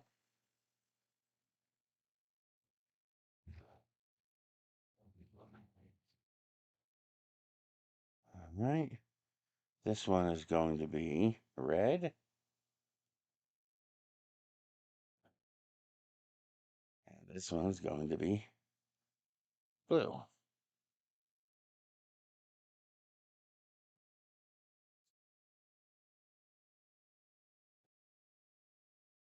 All right.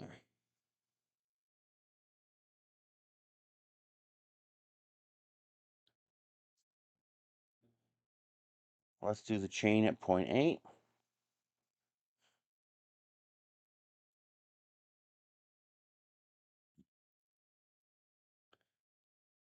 we'll do one in white.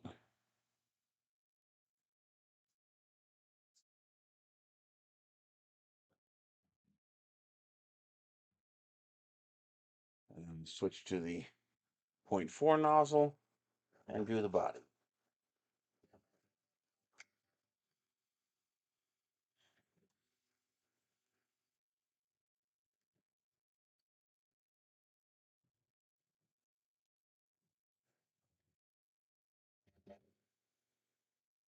Hot and cooling fan's not working again. So I gotta.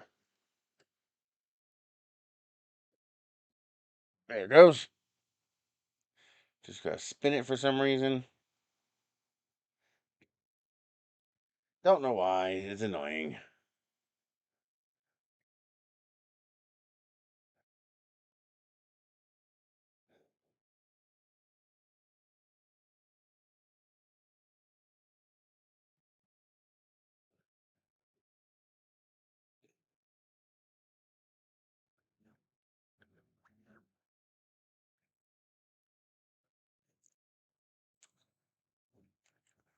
Okay.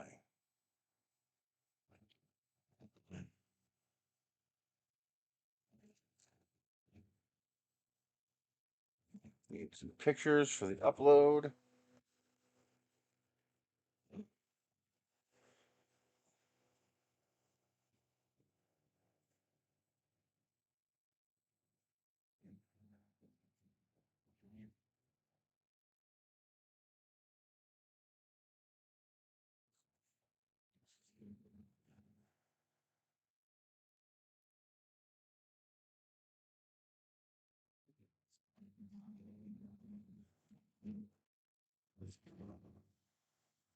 Okay. See, share, drive, upload, share, drive, upload.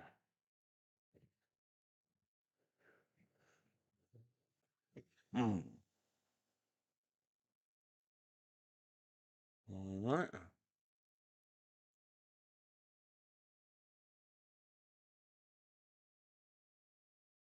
Oh.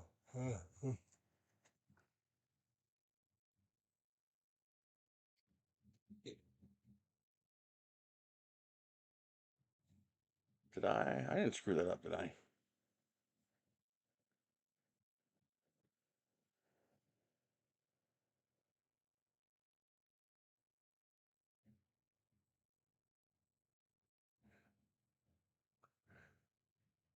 Chain. 0.8 millimeter.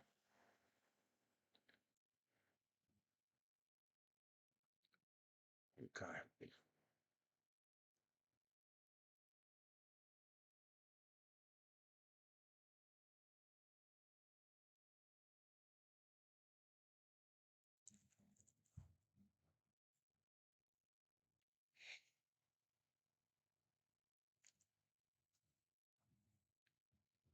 Okay, now we have 3MF files for both.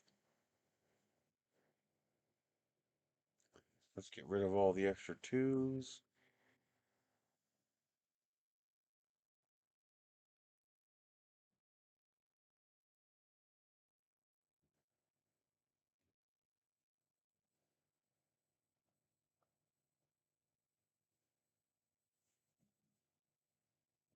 Okay.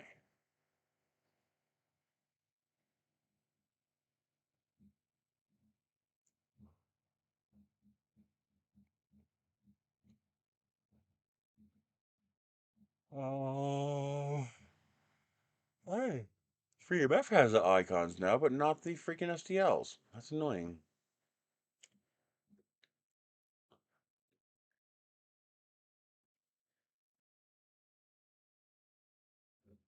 Well, let's get the pictures. They should be uploaded by now.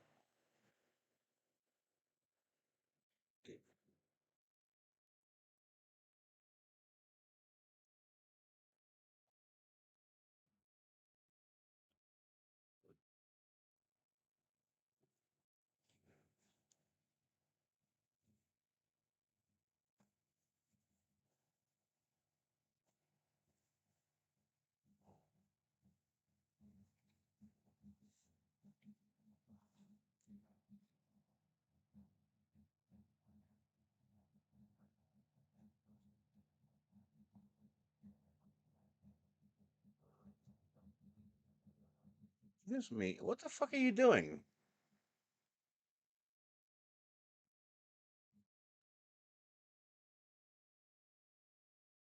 Yes.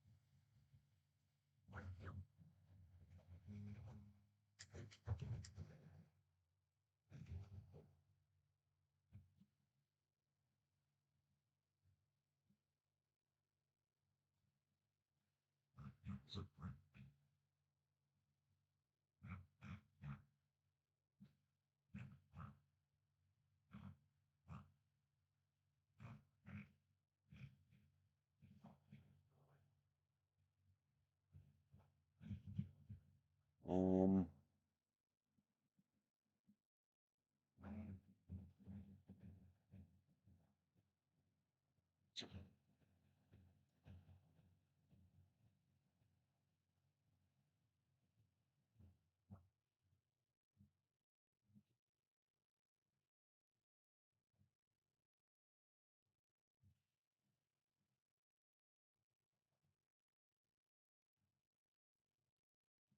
Excuse me.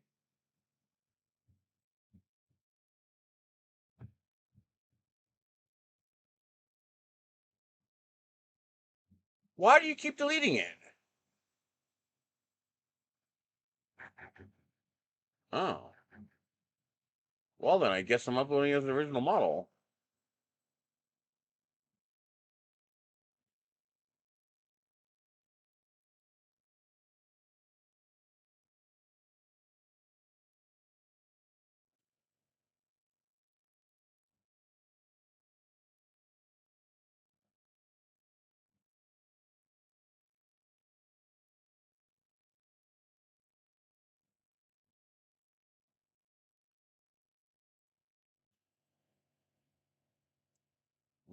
I have another one.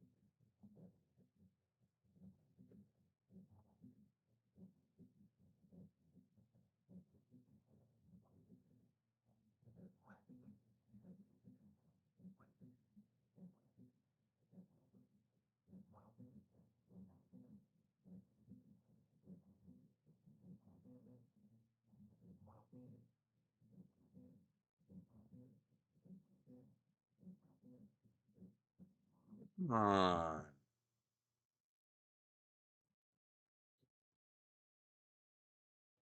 I wish I knew what it was doing.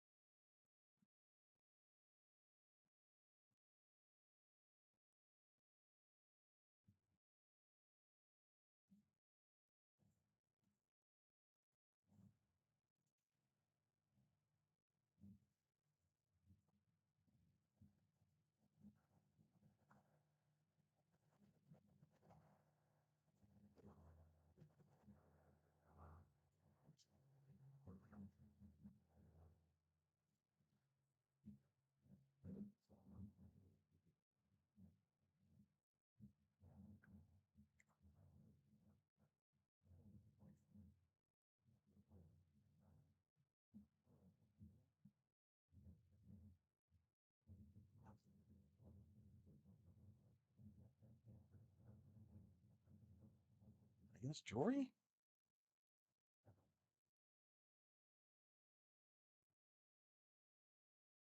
Yes.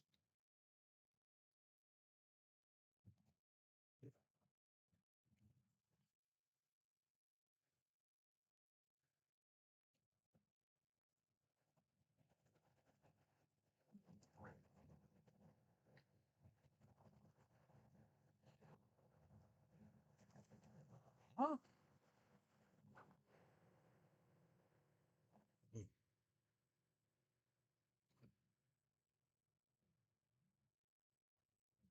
What am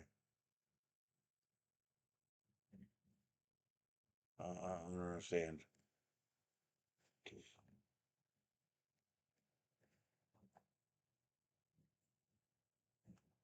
Why is it red?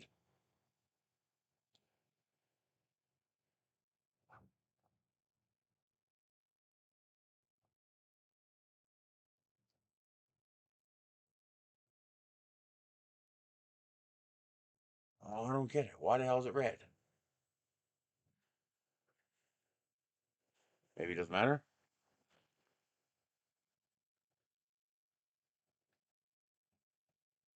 What the fuck, man?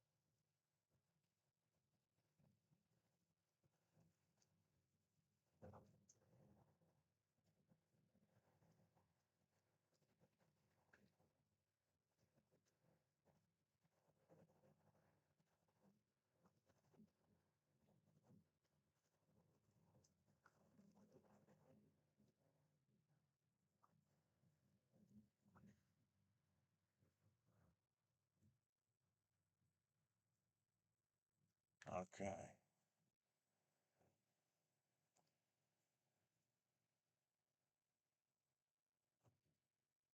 No, that's not the profile name.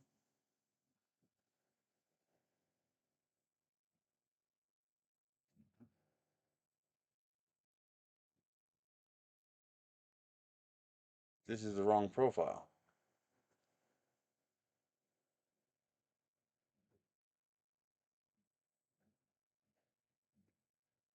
Something's wrong.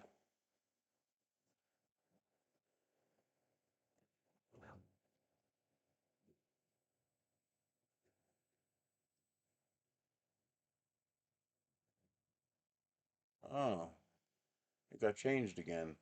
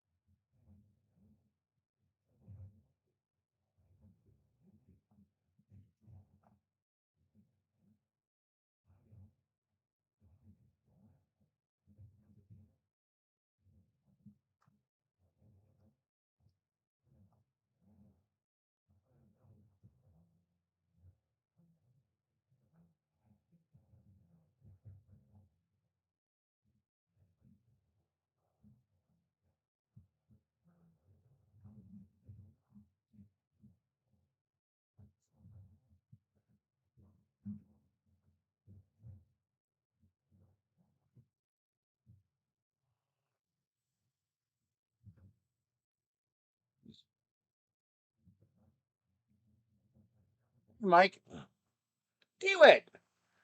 You're here.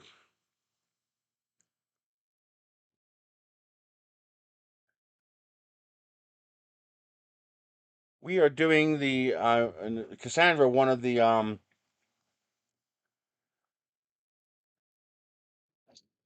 one this. So I'm getting it finished. I fixed up the file, got it all finished, and I'm gonna upload it now so she can print it. 100 a day.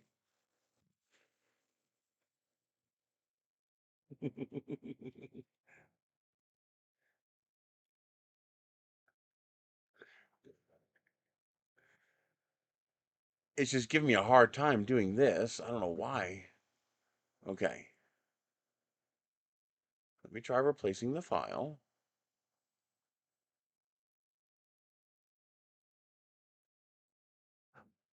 Why does it keep using print profile name 0.8 millimeter nozzle? It's not supposed to be doing that.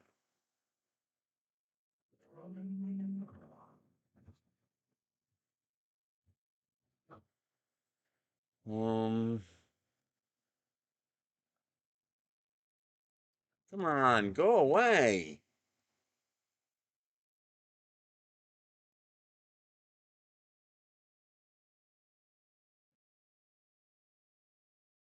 Mm.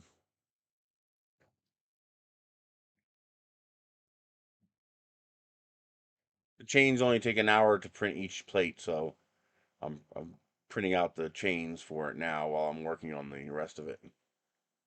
Since I already had the 0.8 millimeter nozzle in there. Once I'm done that, I'll throw the 0.4 back in there and print the body. Okay. Am I doing something wrong I mean, obviously I am. All right.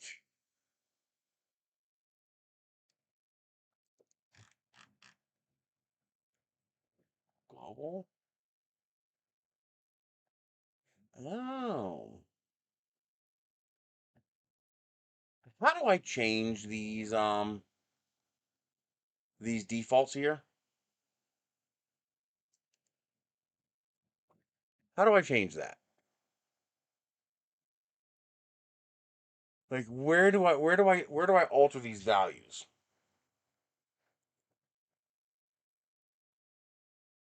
So for example, this here maxes out at 0.28 millimeters, but I print at 0.3 millimeters. How do I change this? Like where do you define these? I have advanced turned on.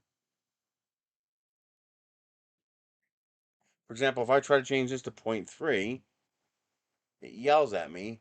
Layer height exceeds the limit in printer settings, extruder, layer height. There is no printer settings, extruder, layer height. Where the hell do you get printer settings from?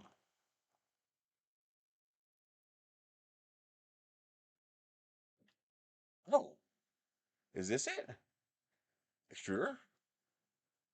Ah, found it. Point 0.3.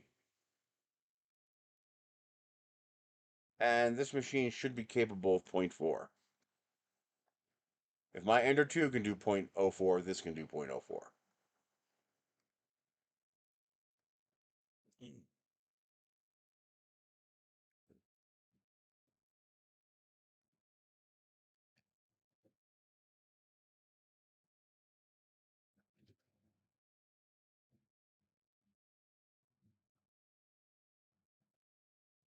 Let's see.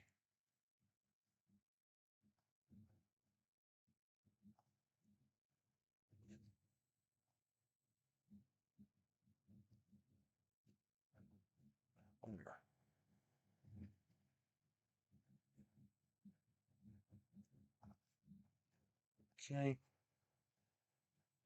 0.3, 0.3.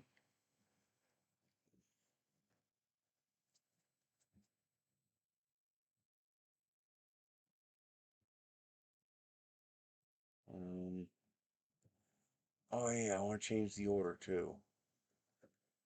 Is that other? No.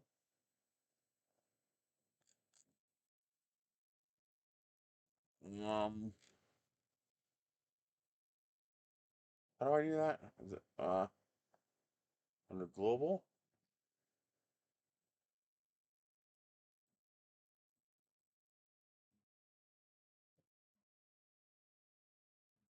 Damn it, I forgot how to do that.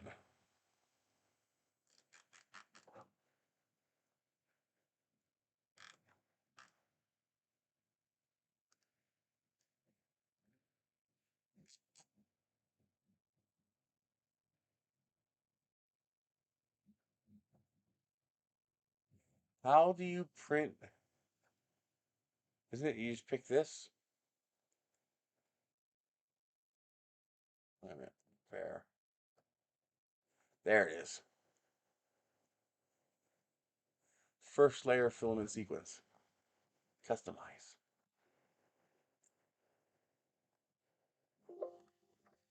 Really? I need to fucking see this side. Asshole. Okay. Alrighty. We want to print. I guess this doesn't really matter. But I still want to print everything but the black first. So this is fine. 1, 2, 3, 4. As long as the black prints last. Okay.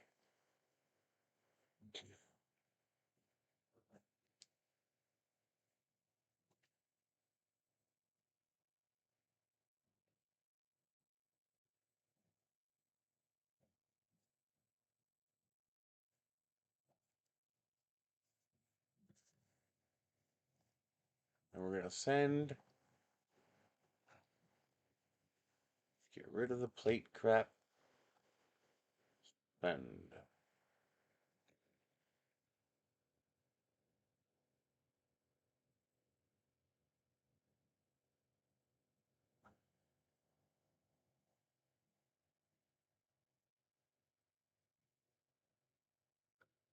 there's no overhangs.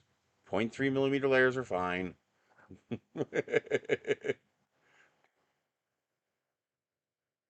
Okay. Save.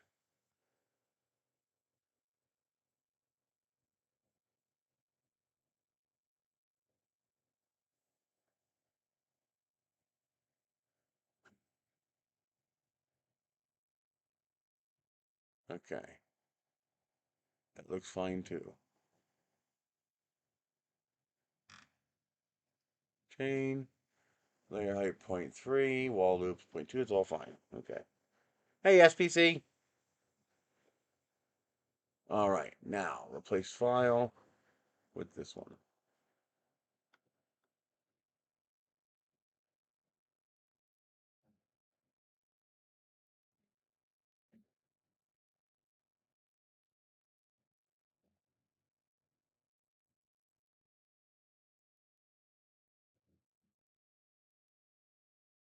Okay.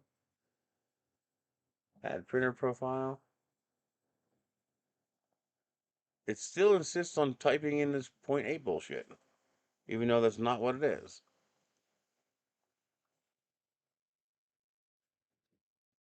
Would you stop it? Ah,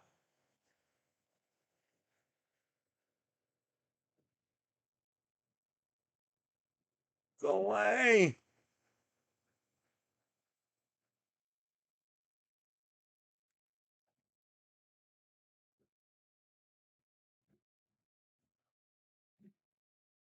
Okay. Publish. Yeah, yeah, yeah.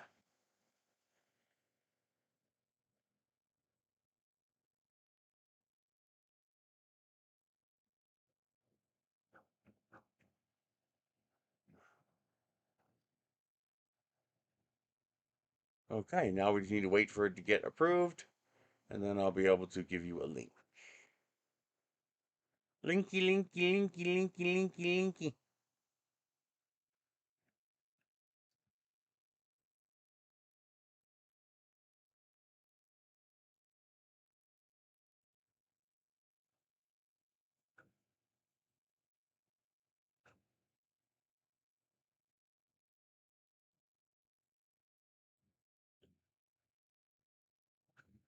Here's something crazy I didn't realize.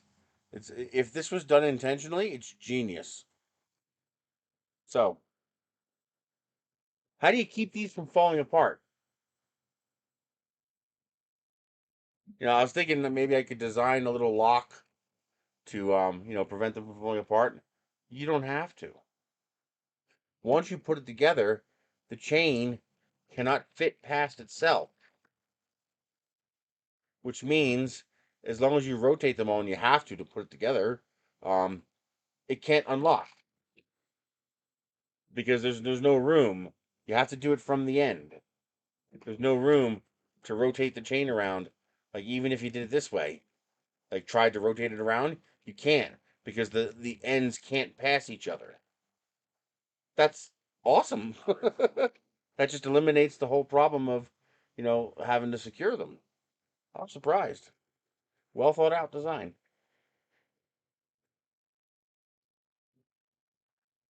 That chain design's as old as mud. We've been doing that chain design since Thingiverse days.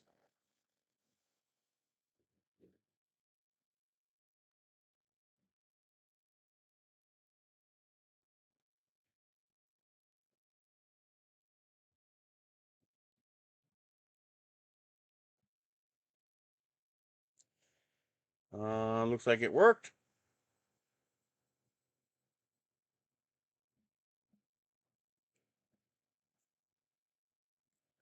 Can I thumbs up my own models? Yes, I can.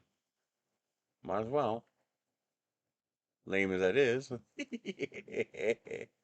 There we go.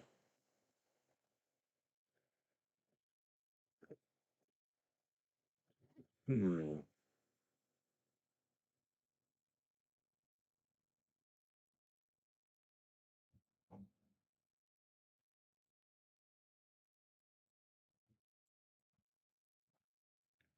Sweet.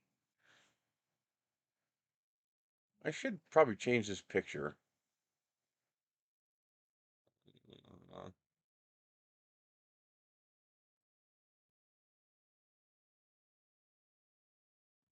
Okay, you want me to shrink it? Okay.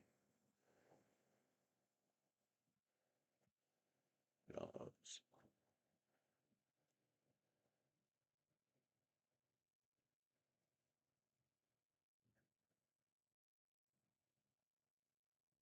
that's a bit blurry. Guess I'll take a cleaner picture.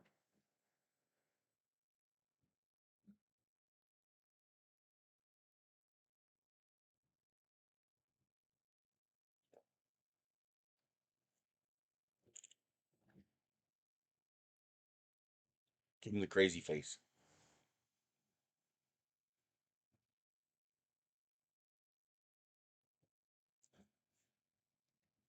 Crazy face.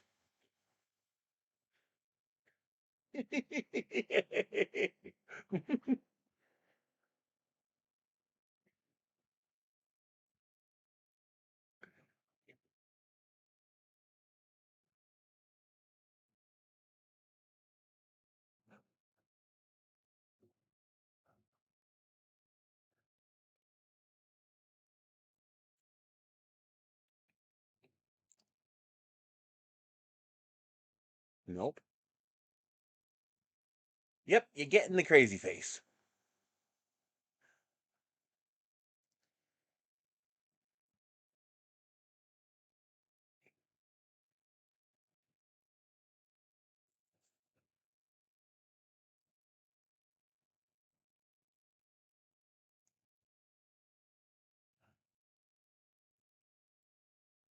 Crazy face.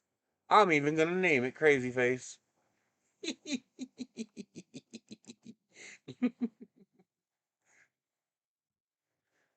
Let's see. Go back to here and back to here.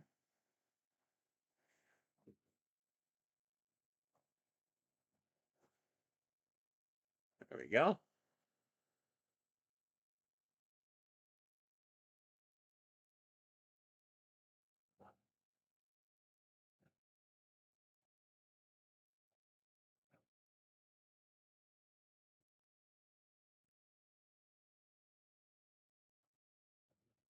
Europe, Asia, North America, United States.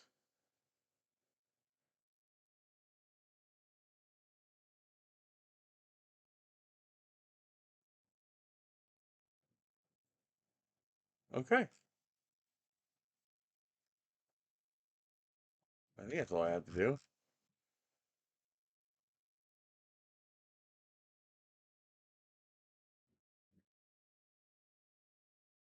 A clicker converter. Turn any image into a clicker.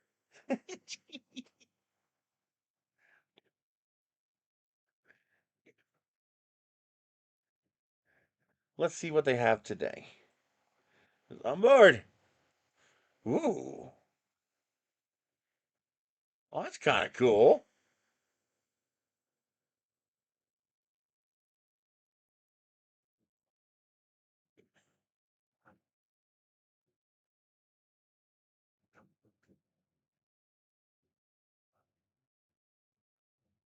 Huh.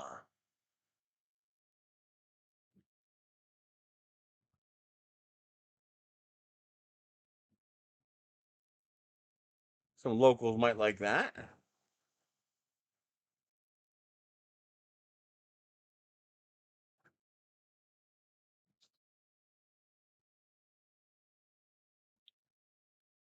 What a pissant. Only a gold member? That's it? I'm platinum, bitch.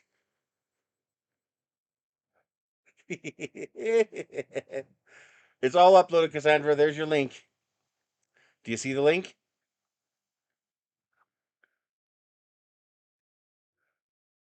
The chain, just print that 3 times and change the color each time. Right on the printer screen, you can just change the color, print it in red, white, and blue.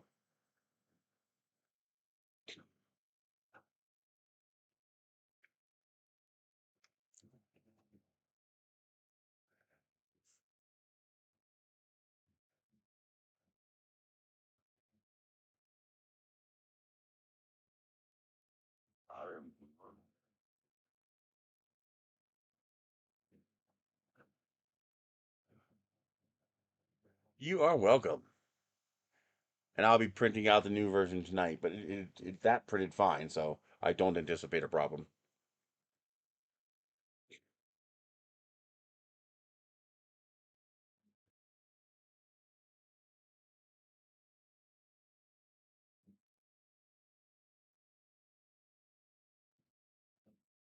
I a cute little shuttle. Wonder if I can make it fly.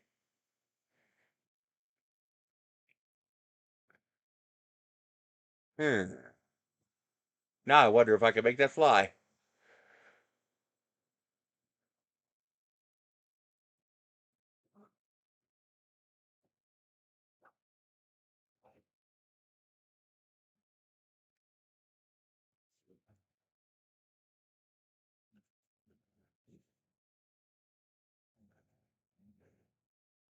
What?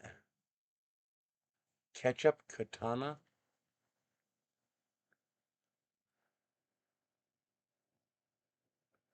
Oh,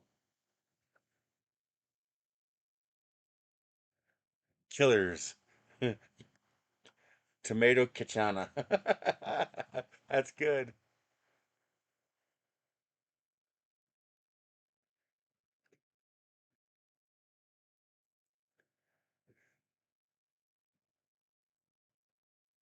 Did you hear what Heinz ended up doing to try to combat forgeries of their ketchup? Even though it's not exactly the greatest ketchup in the world, although I do love their pickle flavor ketchup. Oh boy, do I love the pickle flavor ketchup. So, the Heinz bottle, what happens is restaurants will buy, the nice glass Heinz bottles, and then they'll refill them with cheap ketchup. And to combat this,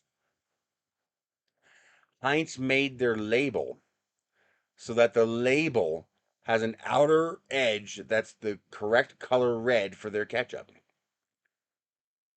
You don't even know the red is there because it's the same color as the ketchup. But when they refill it with cheap ketchup, the red color isn't the same and it stands out. And now you can see that the ketchup inside is a different color than the label, and they filled your ketchup bottle up with cheap knockoff instead of Heinz. Love them or hate them, that's actually a pretty ingenious idea. So I give them credit for that. That's pretty smart.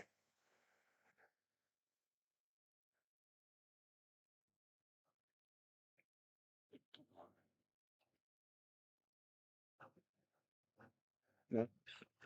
That's actually a cool idea too. Mummy paper towel holder.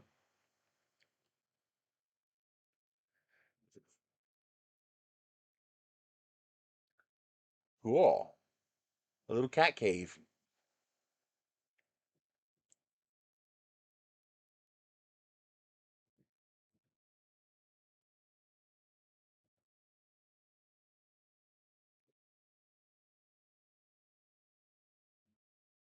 What the? Oh,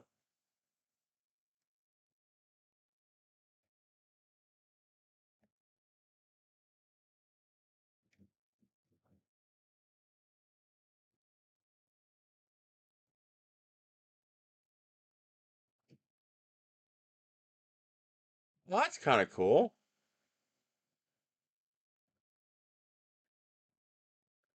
Huh. Now that is pretty neat.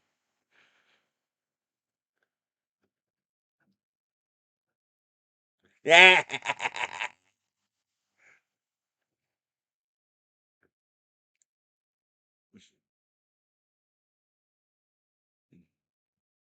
I'd like to see people do more of this kind of stuff. These 3D relief, like Pokemon cards, but for other stuff.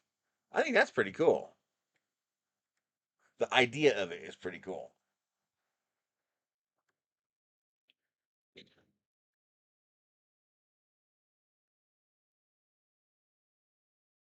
See you later, Dwet. I will be skedaddling in an hour. I got the Roadrunner today at 2 o'clock.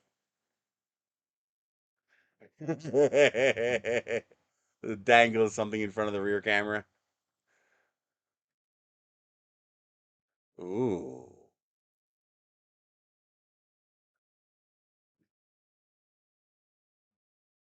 Wow.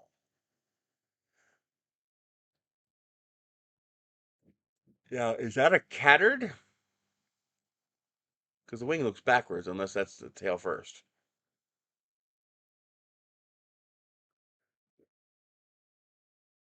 Okay, that's cool. Damn, that's cool.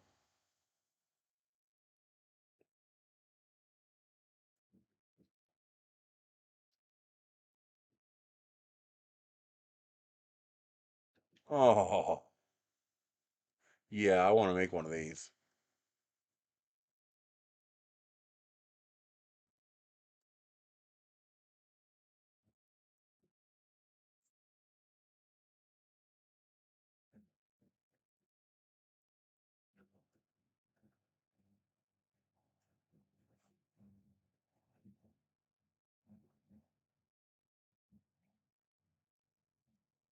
Oh, that's to give it shape. That's how he's doing it.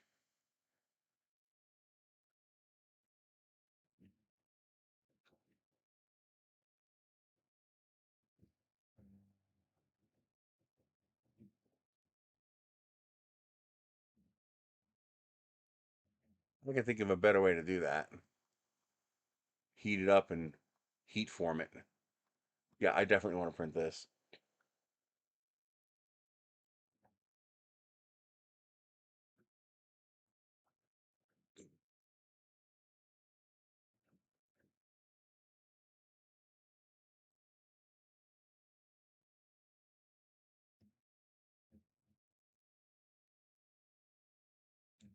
Yeah, I absolutely want to print this.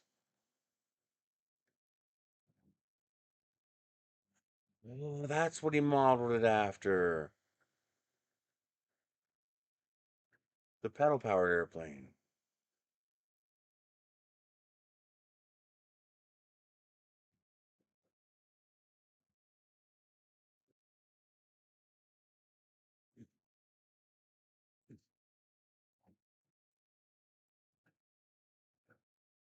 Yeah, I definitely want to print that.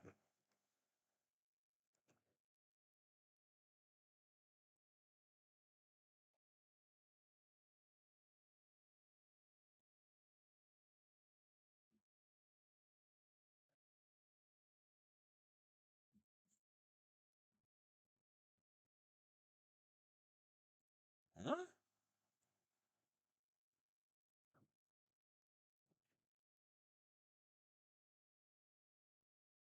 Wait a minute, is this the guts?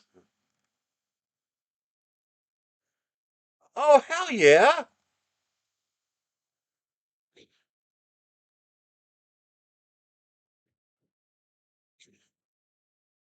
I wonder how well that actually works.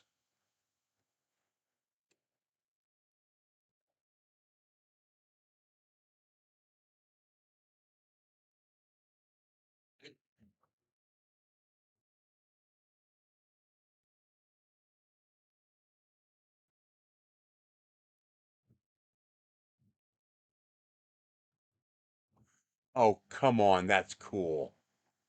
If this holds up at all, that is cool. Because I'm wondering, are there certain plastics that would be resistant to calcification, to calcium buildup?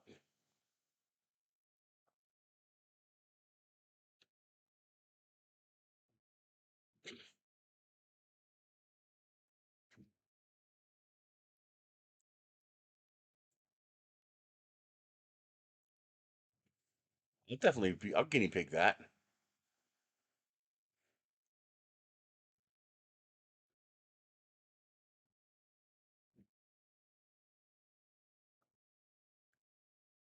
Oh, you're getting a boost just for the effort.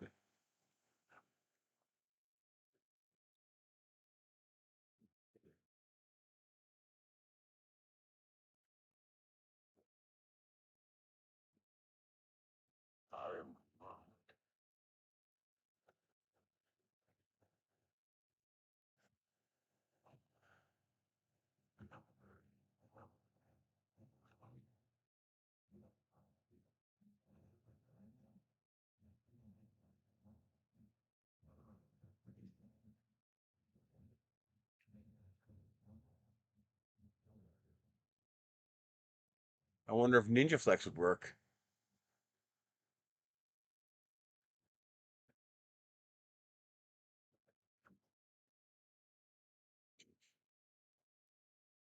That is just cool. If it works.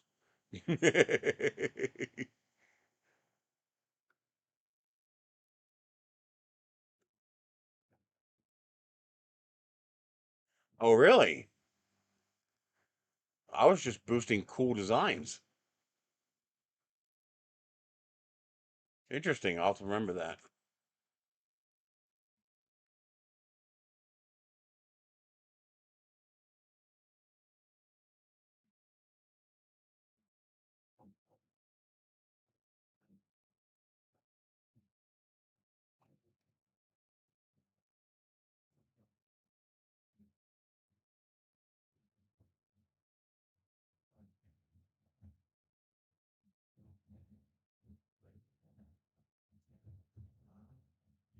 It's kind of lame that people always got to try to game things.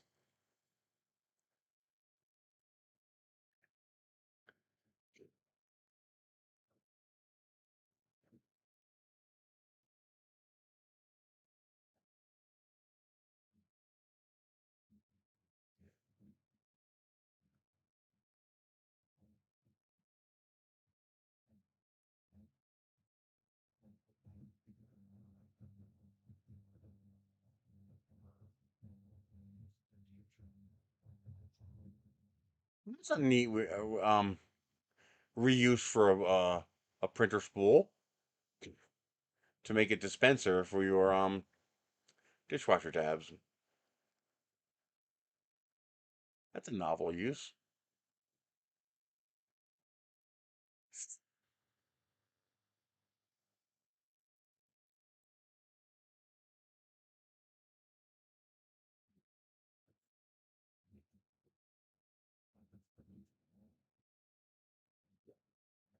These are the rockets.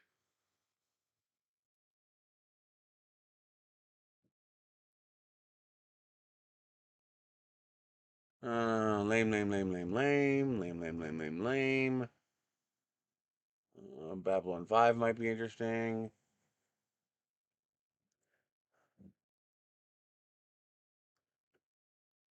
Nothing interesting. Come on, I want a nice kit. World Cup? No. I don't watch sports too much. Although soccer is one of the more interesting ones. Or the football as they call it.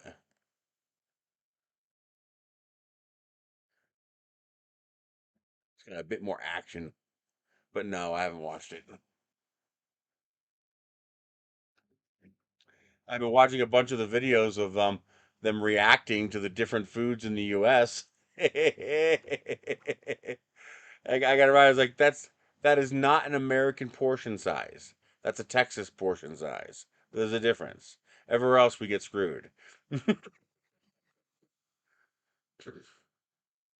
Ranch.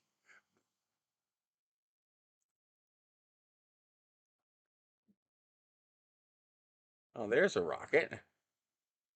There's a rocket.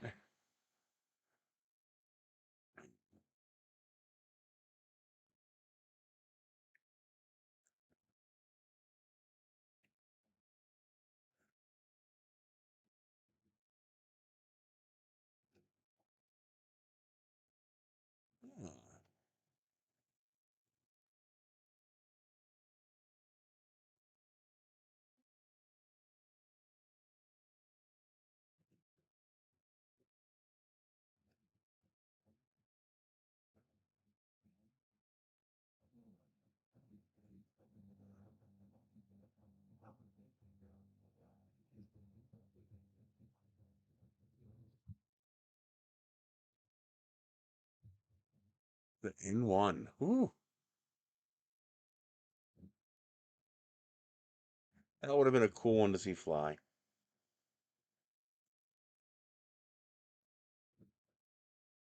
A launchable Sidewinder?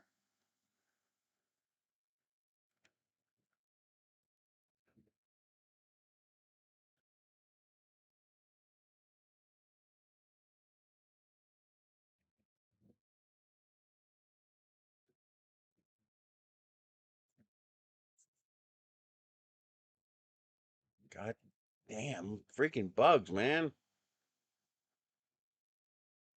These little tiny gnats, they demand to fly in my mouth. Ooh, the harpoon look, it looks nice.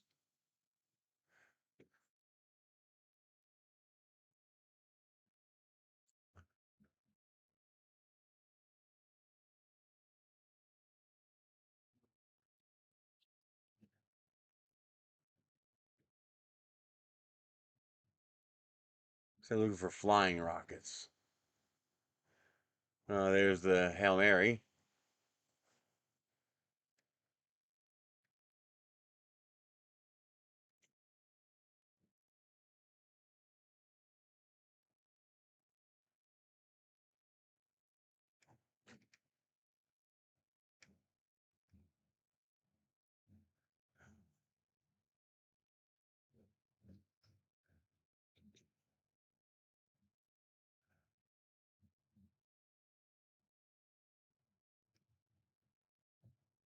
Ooh, that's nice looking.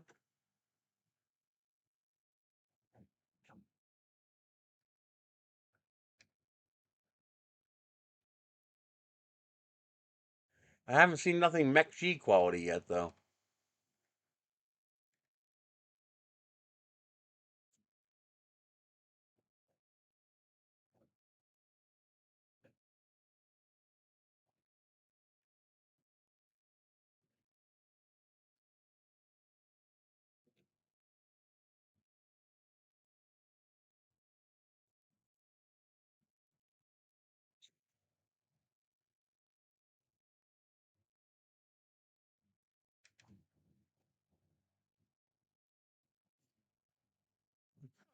Yeah, that's gonna move. That's gonna scoot. A launchable Little Joe? Cool.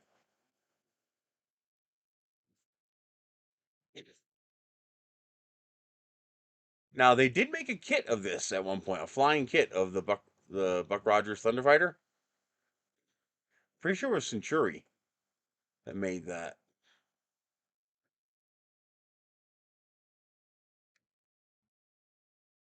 There's an AIM-54. There's a Redstone.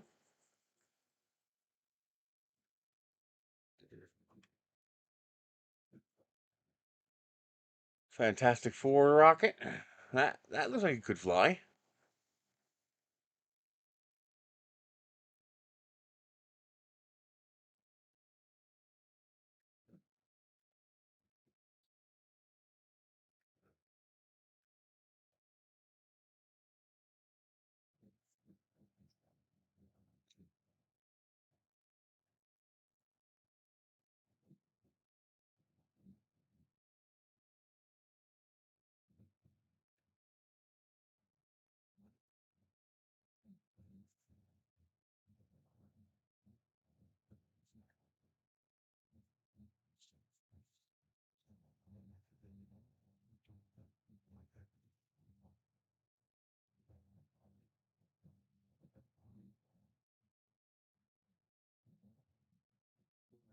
Come on.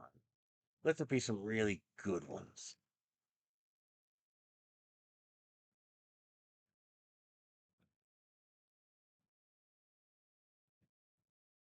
I think Mech G lost interest in the hobby, which is a pity because he did such a nice job on his models.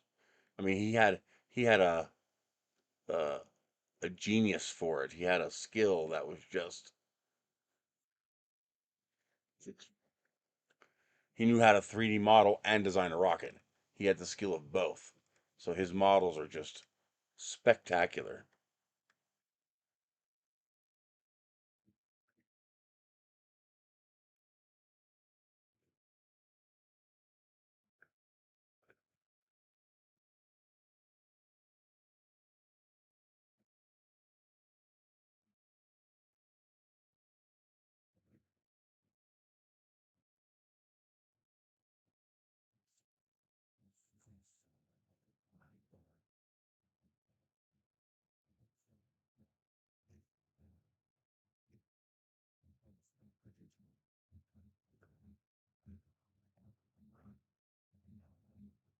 The rock rocket.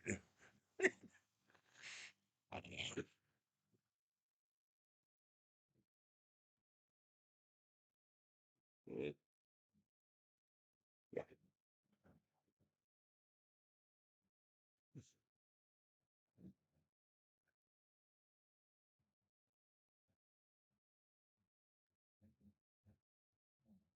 Let's see what we got. So here's a launchable sidewinder.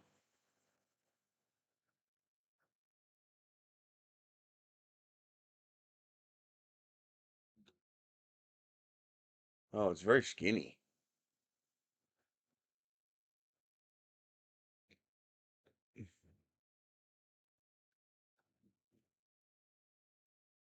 Okay.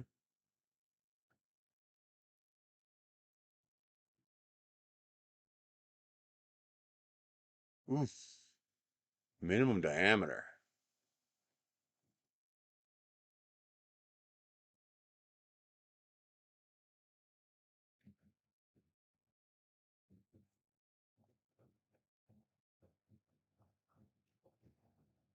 Hmm.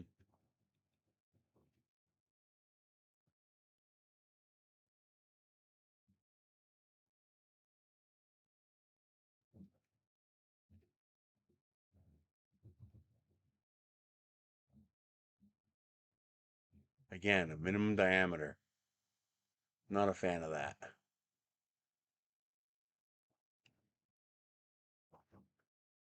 This is kind of cool.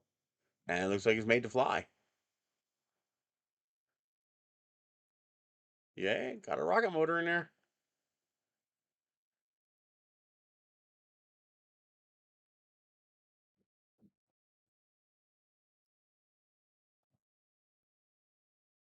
Oh, cool.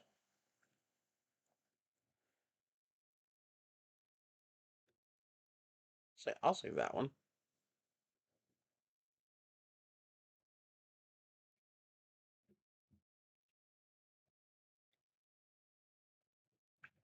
Let's check out the Little Joe. All right.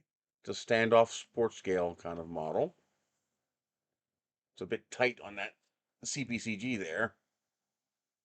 If you're off just a little bit, you're not going to have a good day. Huh.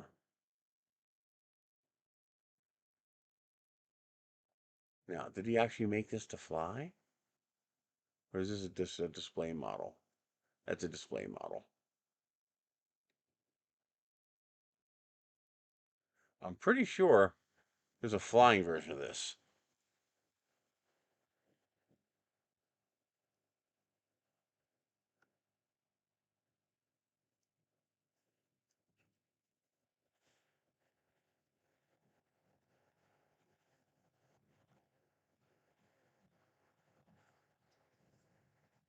Yep, Centauri. I knew they made one.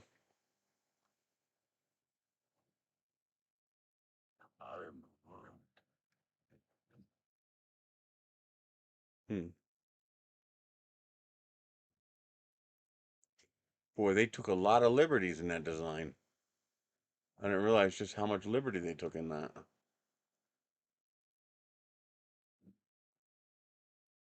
Huh. I like the Phoenix. That's a cool missile.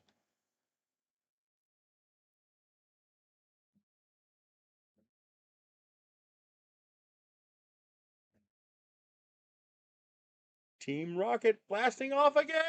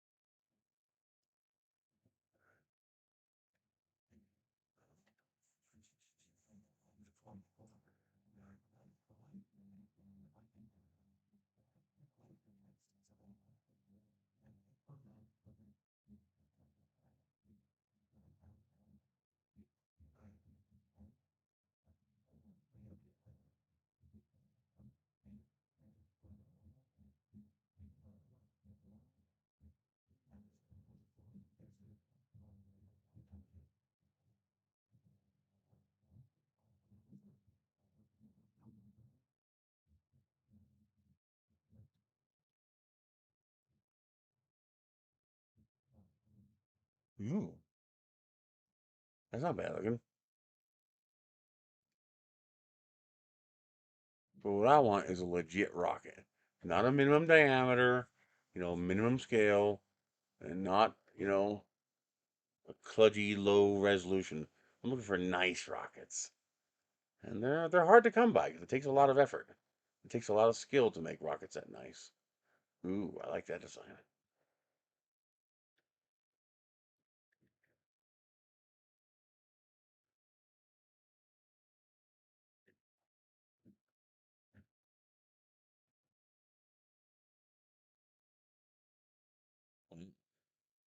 Cool design.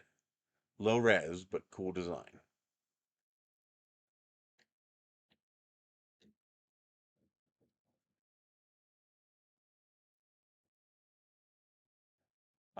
Not lately, just because I can't afford to.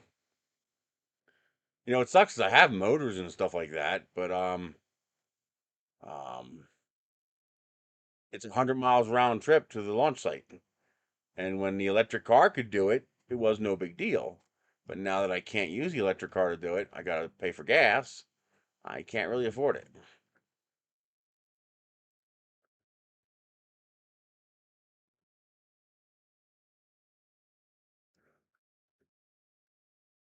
And lately, I've had no money for anything. I gotta get my shit in order. I gotta get my act together, and little by little,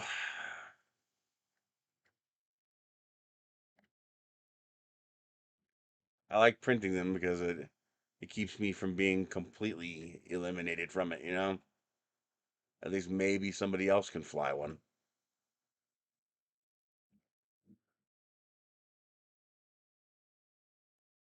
Let's try flying model rocket.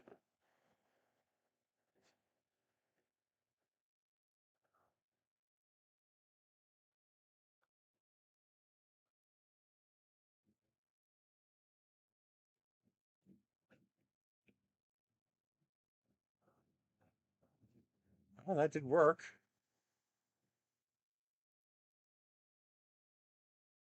That did reduce it to a lot more flyable models.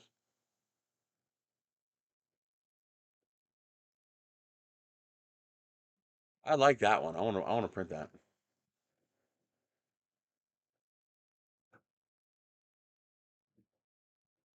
Wonder how well that works. The Hellfire looks pretty good too.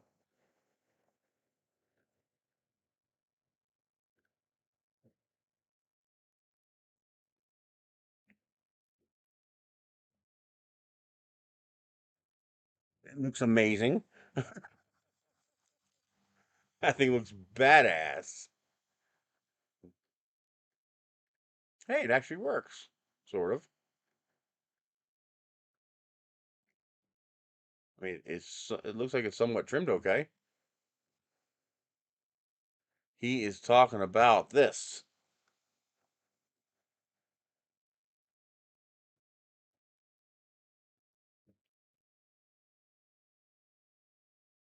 It's a what is it, 7 tool changer, and it's IDEX. Very cool.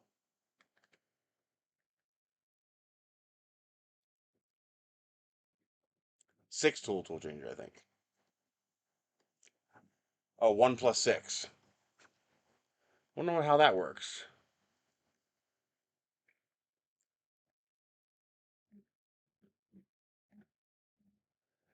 One thing that is annoying is that it really should have been 8 tool heads, because 8 tool heads would have let you do a 4x2 configuration. So you could do a 4 color print duplicated.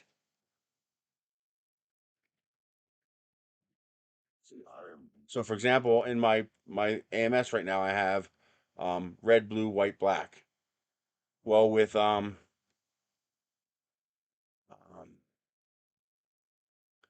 with a 8 tool head, I could have done red, blue, white, black, red, blue, white, black. And that would allow both tool heads to have access to all 4 colors, which would allow me to run in duplication mode or mirror mode with a full color print. But because they only have 7, 1 plus 6, you can only do 3 by 3 instead of 4 by 4. So you'd be limited to 3 colors on each side, which is a pity. That would have been pretty cool. That's a foresight they should have had. They should have had the foresight to realize that this would have been better as 8, because then you could have done a 4 by 4 configuration.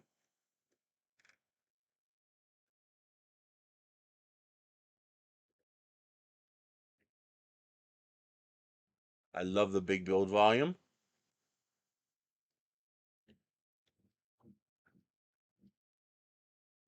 Oh, okay. So only one tool head has access to the tool changer.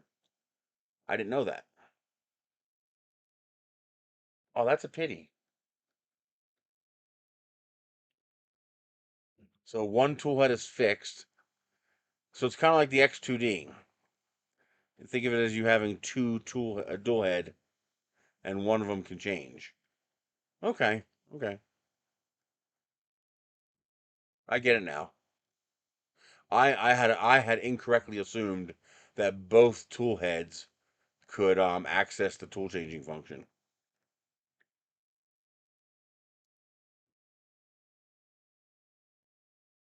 Now, as far as multicolor, whew, you got it made. You have your 7.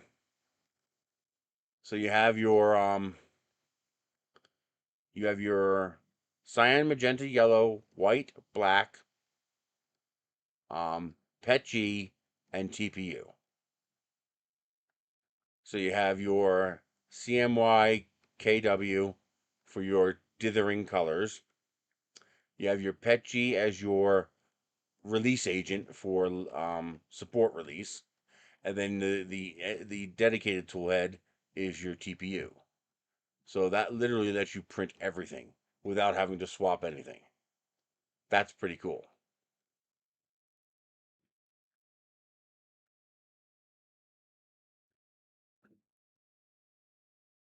In fact, if you don't need, since it is a tool head, you should be able to use TPU in the tool head as well. So you could go um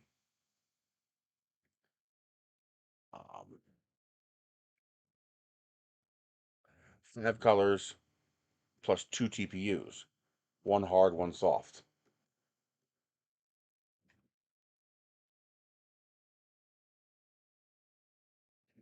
Either way, the possibilities really open up.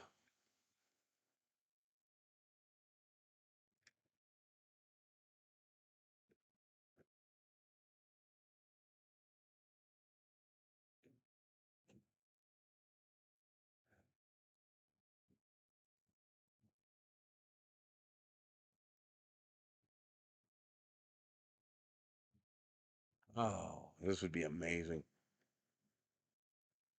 They thought of it right there. Cyan, magenta, yellow, and they did green plus white and black. Okay.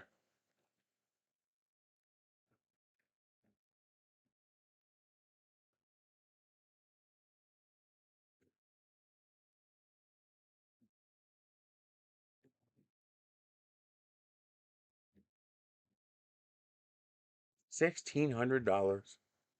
That's incredible. I mean, I can't afford it, but that price is actually incredible for what this is.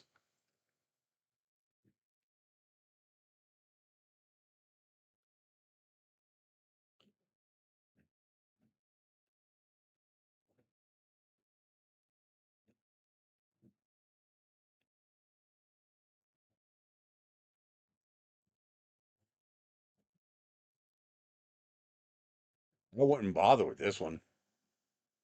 300 bucks more, you get the active heated chamber and the top hat. Definitely go with that.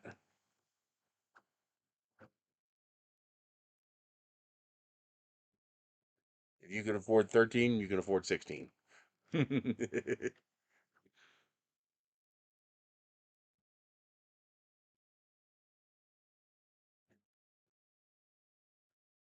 Boy, you do lose a healthy amount to have a full overlap of that 7-head printing. You cut you down to 240. Not bad though. 300 by 240 for an IDEX? Not bad. And of course, you get the full build volume if you just use the 6 tool heads.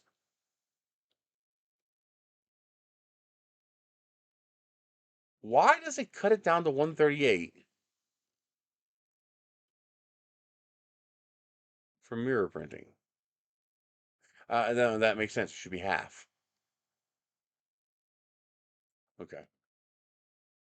Yeah.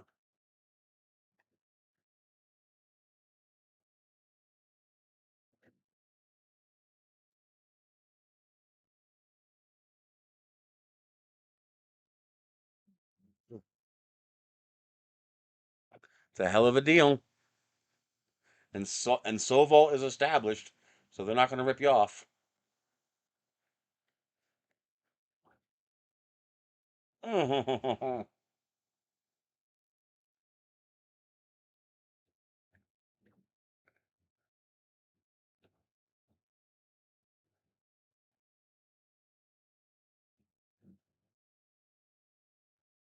Scratch.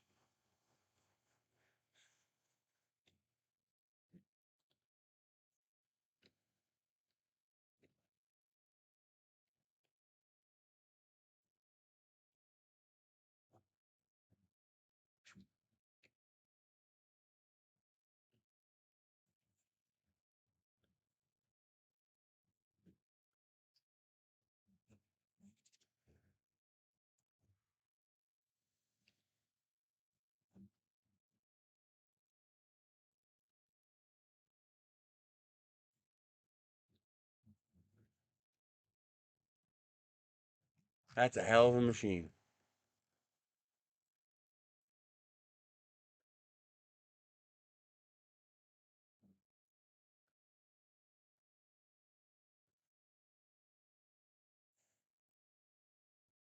Hmm.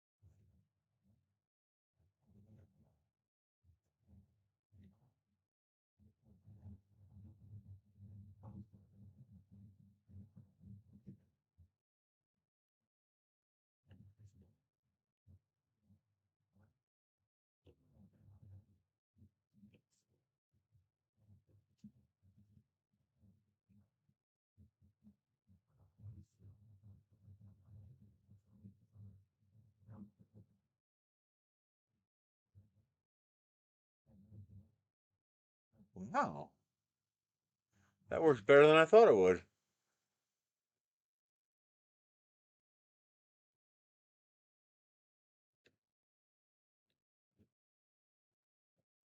Ah, now that's pretty smart.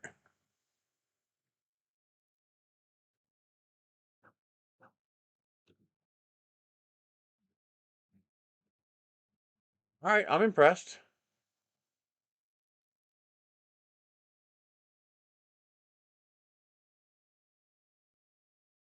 I want to print that one too.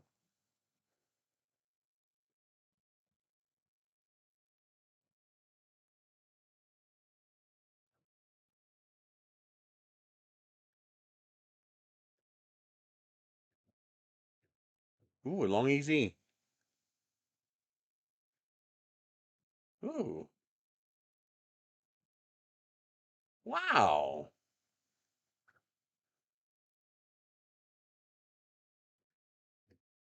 I'm surprised how many people are coming up with these little, super thin printed gliders.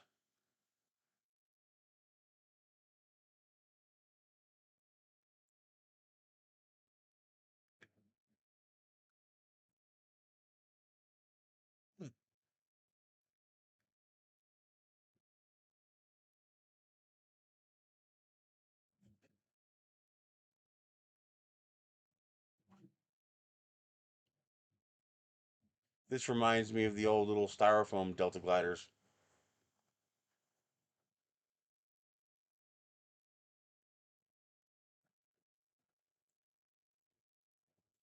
I'm surprised that the plastic is strong enough to hold up to being wound up. You probably can't wind it that much. Yeah, it just shoots right up and down. Still, the fact that it works at all is amazing.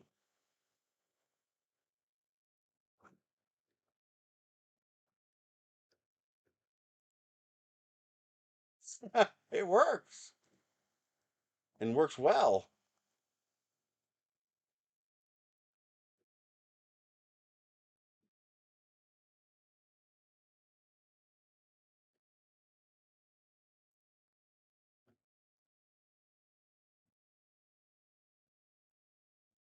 Going to have to make a couple for my daughter.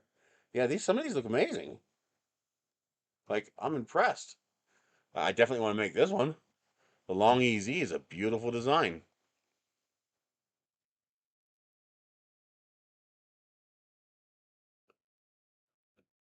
Where the hell is it coming from?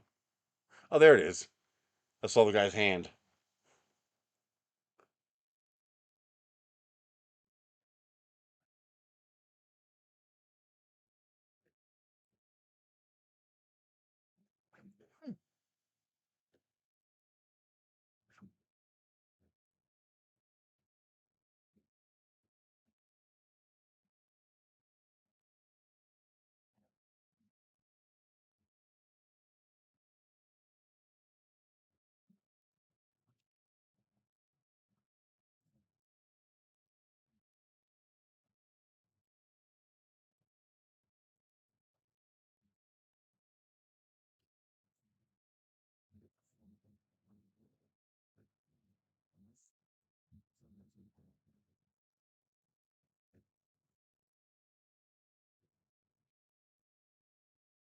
This looks beautiful.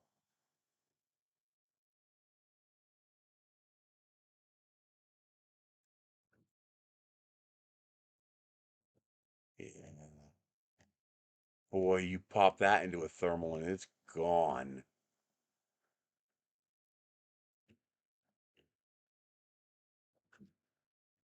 Hmm.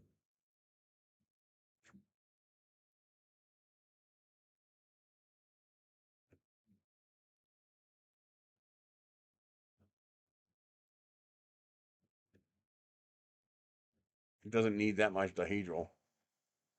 I would take out some of that dihedral. Hell, I'd go poly. Flat center, tip up the ends.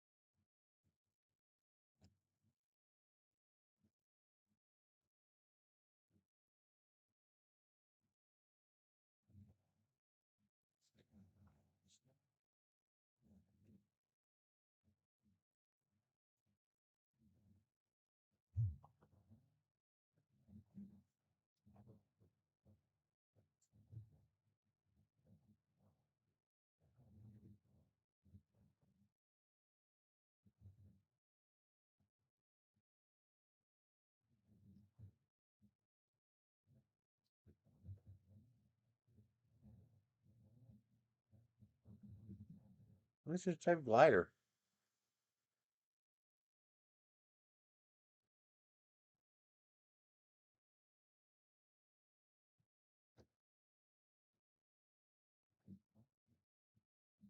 Make the little dragon gliders too.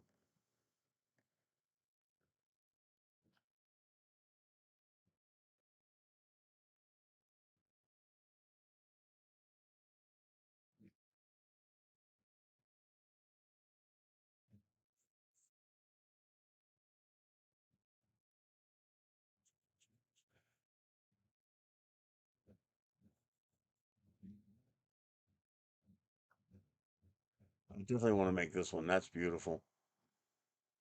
That one and the long easy. And the one that I want to make a polyhedral. Oh, a biplane! They're not efficient. I don't care. Biplanes are awesome.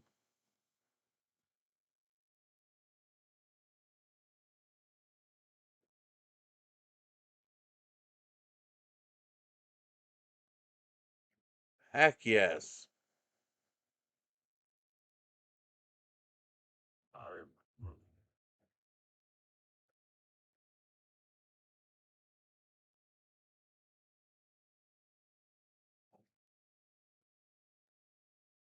Very nice.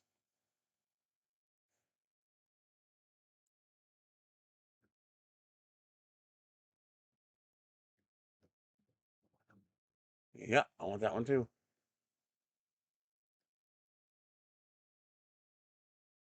This is where you want to find like a 50-story building and just chuck it off the roof.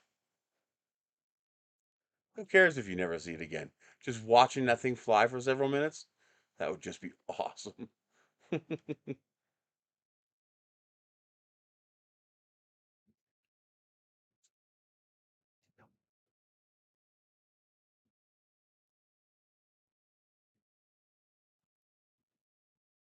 Now, is this thing actually strong enough to hold up? Like, is this stiff enough to allow you to wind it? Or that looks like it's a printed rod and not a carbon rod. It looks like it. Well, there wasn't much winding in it, but still, that ain't bad.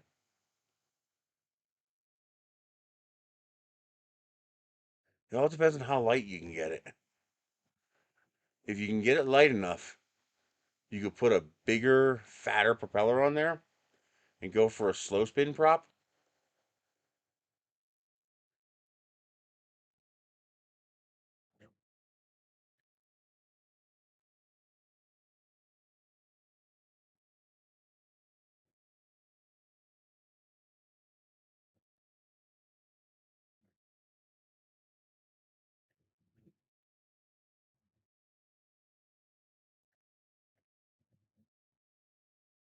Gyro ring launcher, nice. Ring flinger.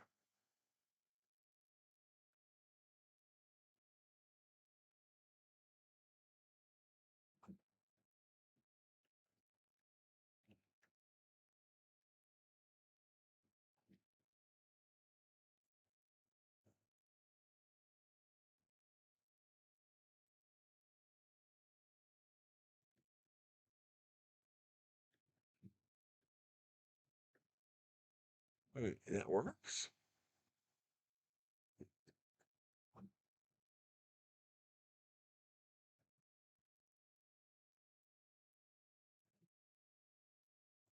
Ah,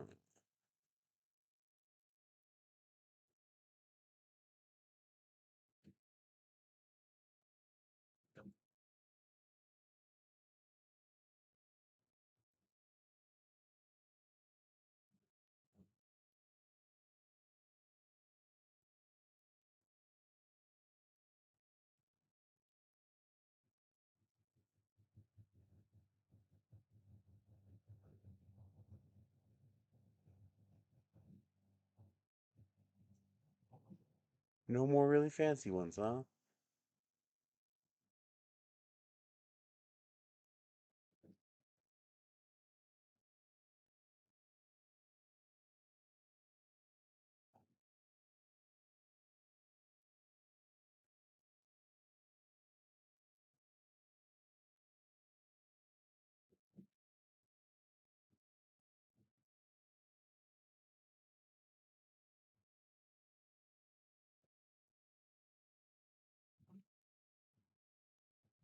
Hmm.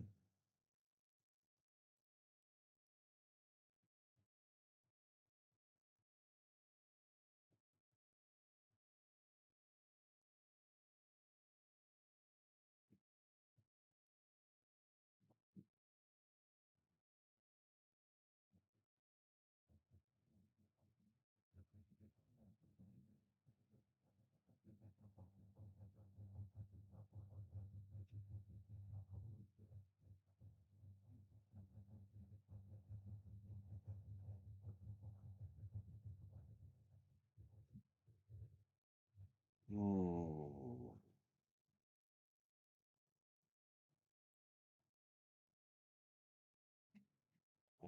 Oh, now that's a nice glider.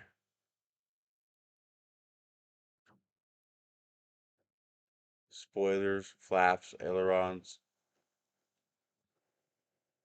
That's an interesting model.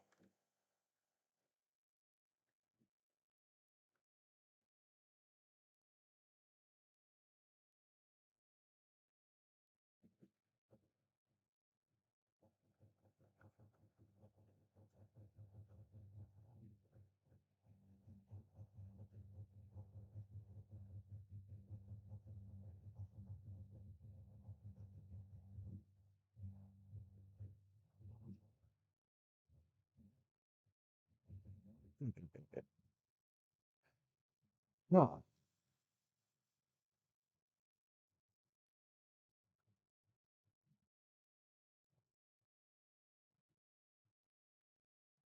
What kind of SR-71 stuff is there?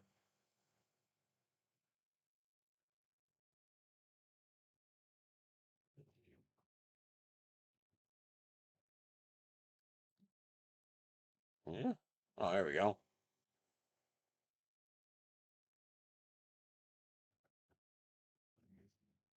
Oh, how huge?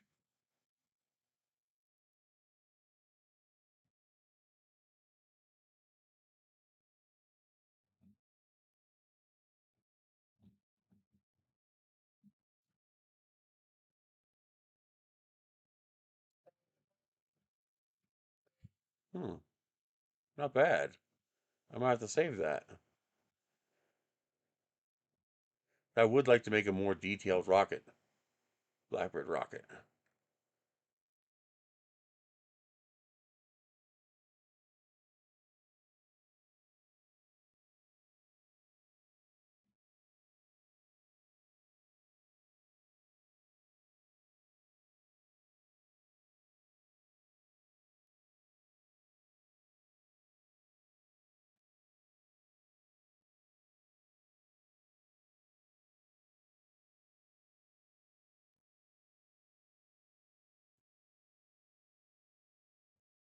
Okay. First set of those is done. Now I got to get them off without touching the bed, so I don't have to go wash it again. But first, we gotta let it cool.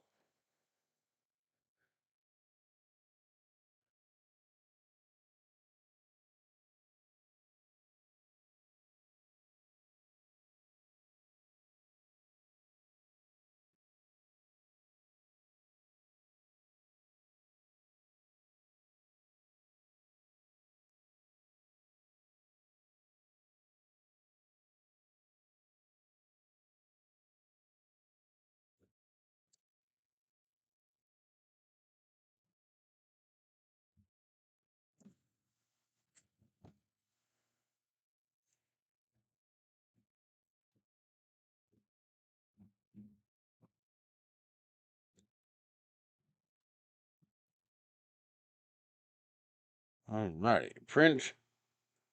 Point 8. Next, change the color to red and print me.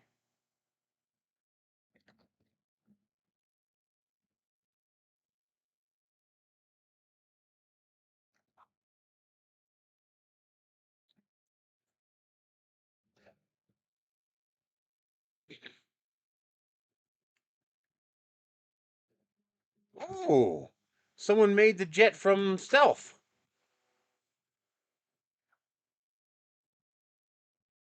Very cool.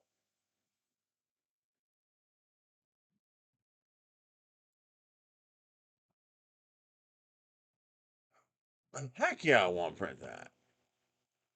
Wish it was a bit more detailed.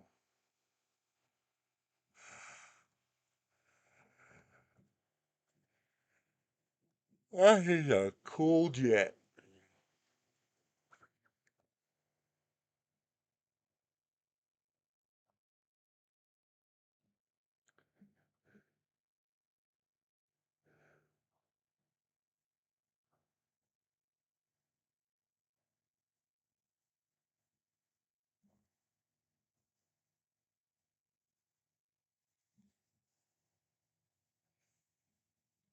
You know, I never did do a search. FA37.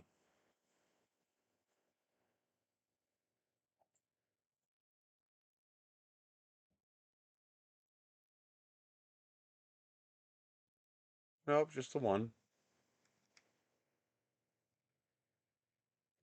So I made a keychain. Simplified version.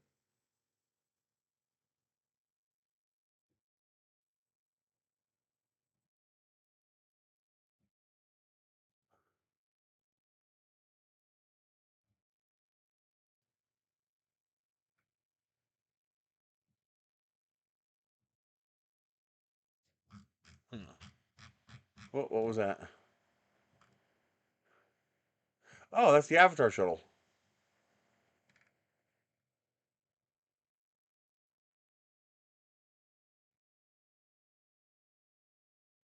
Ooh, the XB70. Do they have a nice model of that? That's a beautiful airplane.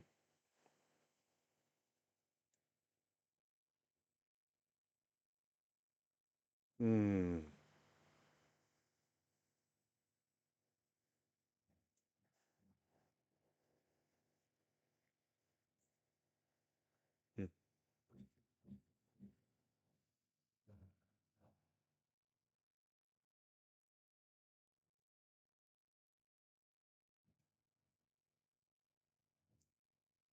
That flies? Really?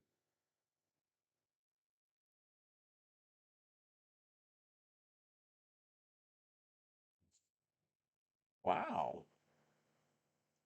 And it flies good. Did that just hang from the clothes? Yes. Okay,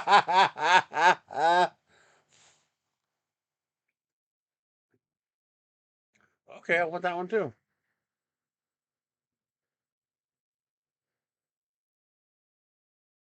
'Cause that looks nice. Good design.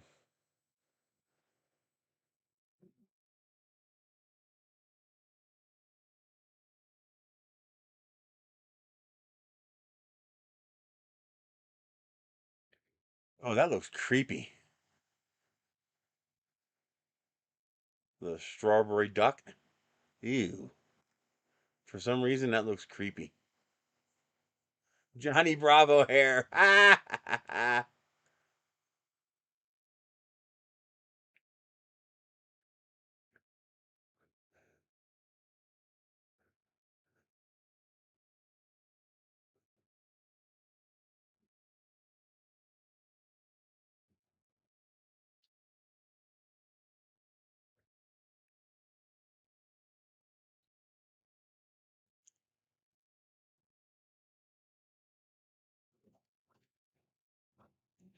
So how big is this? Meaning, would my cat actually fit?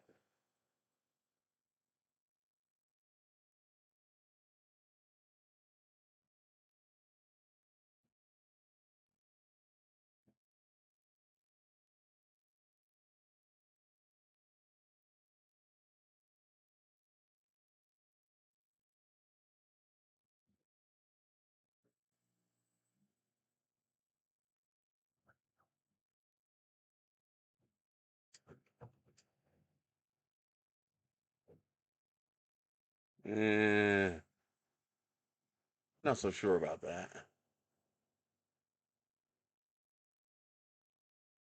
How big is it? There's no scale here.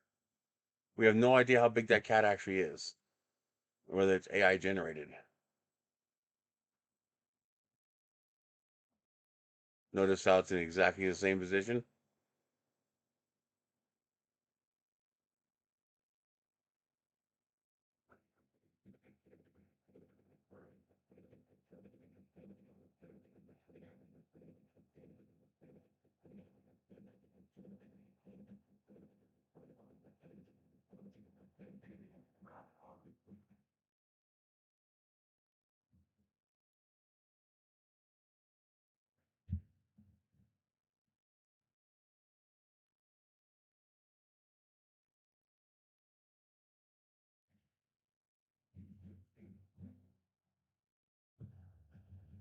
Hmm.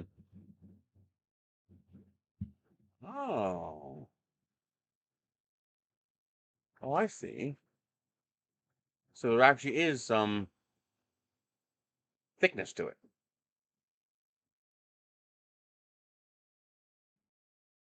I wonder if the cat would use it.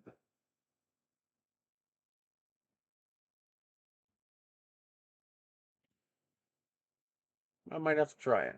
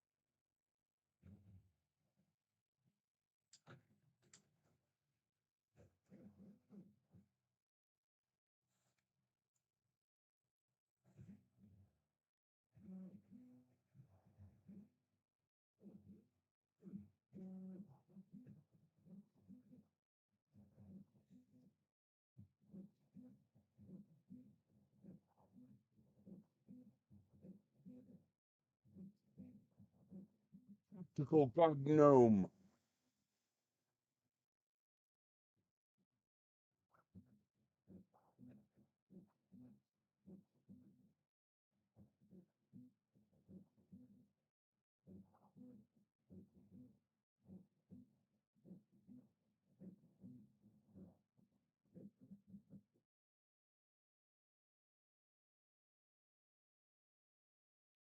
Nothing else useful right now.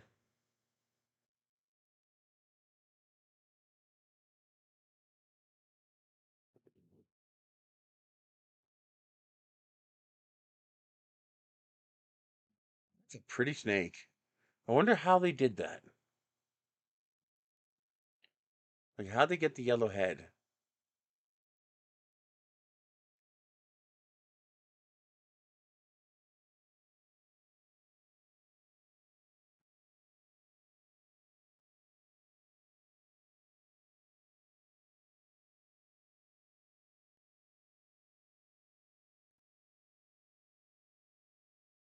Wow.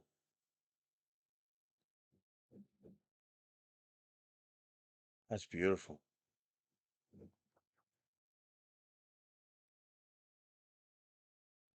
If you could get it to actually print out like that.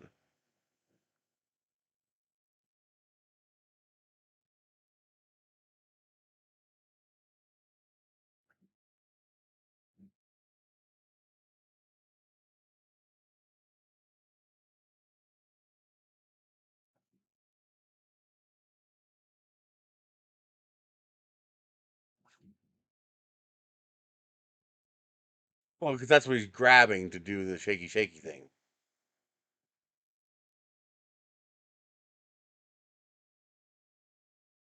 There it is, right there. The head is not yellow, so it's painted. You can see it right there. See? There's the head.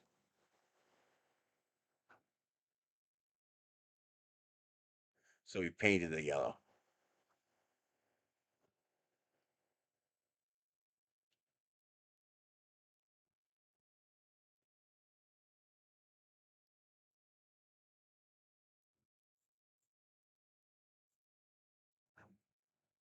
Hmm.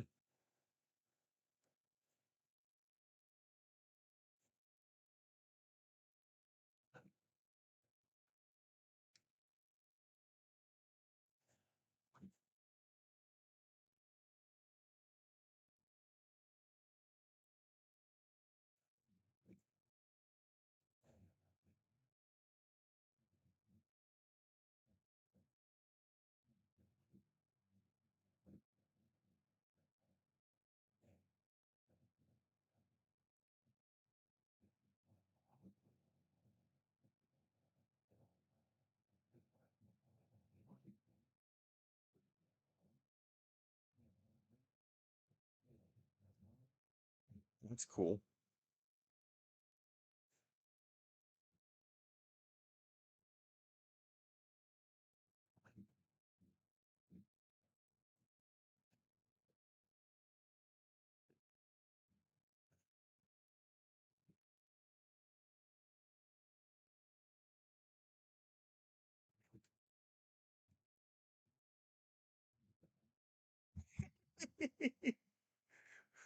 God almighty.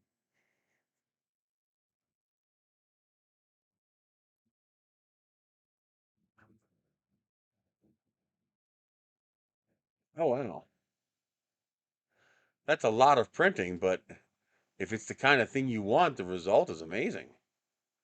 Look at that.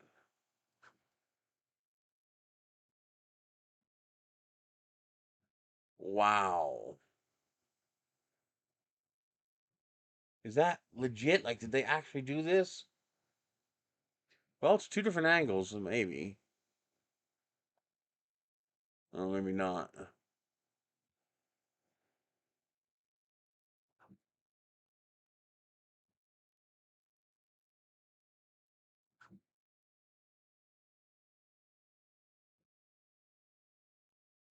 Hmm.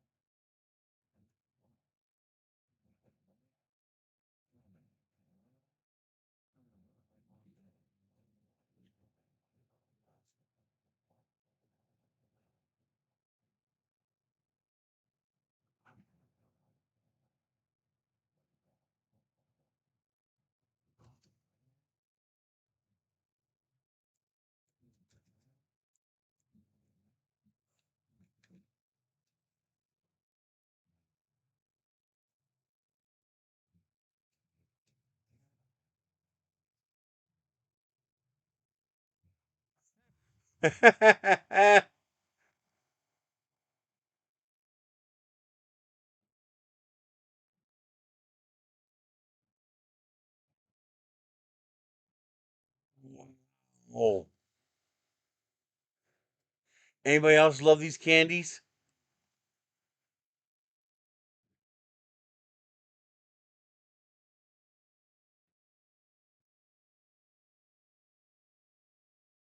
That's awesome.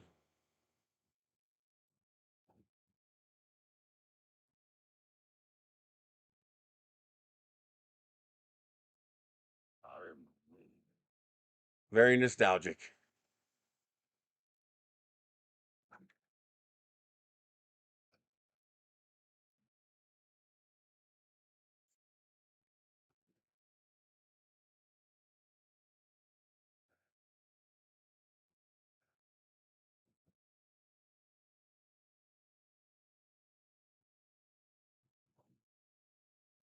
Oh, it's an axolotl dragon.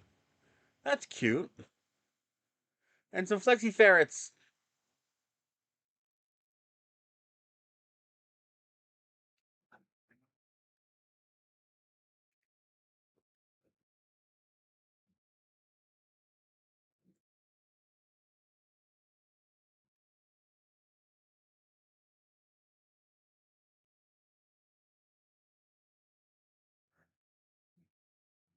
That's cool. Yeah.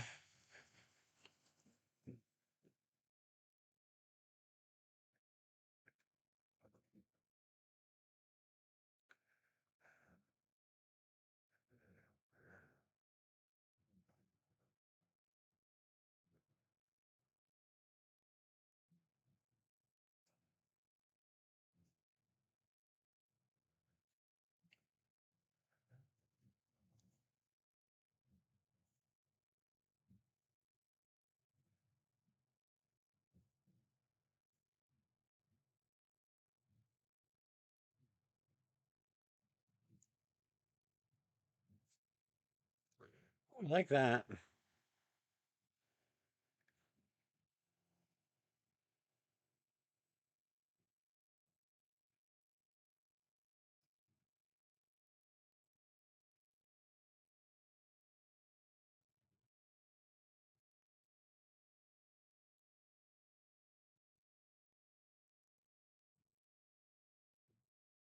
That's a nice one too.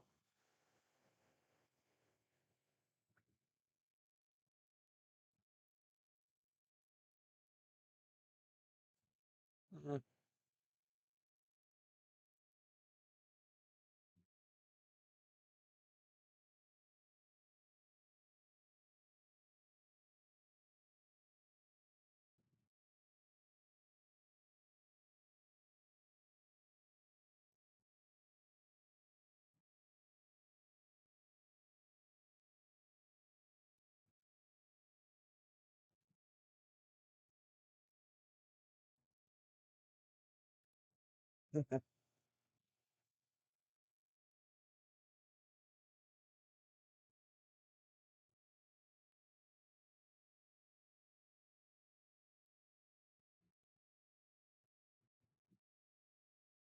Oh wow. Now this might be a good um poop disposal unit. You print it and you fill it with poop. You know, the printer poop.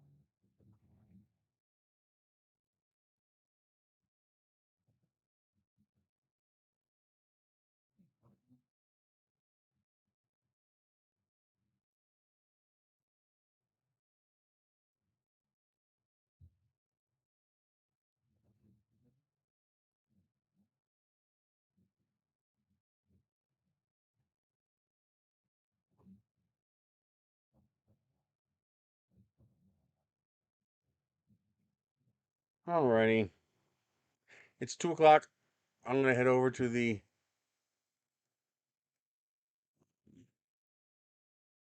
what do you call it? Roadrunner pantry. See what they got today. Oh, another pretty one. I want to make one of these. I want to finish my dragon print. The Flexi Dragon. I started it, but then the printer died on me, and I ran out of the filament I was using for it. I was making. I redesigned the links in the articulated dragon so that you had a separate pin that you could install, so you could build the articulated dragon one link at a time. And the advantage was, well, you could make the each link as big as your print volume. So you can make a huge dragon without having to have, a 2 meter by 2 meter printer. So I got to finish that. It's silly that I never finished it. I was using this AMOLED wood filament that was so pretty. Oh man, the smell in here when I was printing that. I was using the artillery Hornet to print that, but then the PTFE inside the hot end, I guess it got ripped up from the wood filament, and it's starting to clog. But I gotta get that one printed again because I really want to finish that.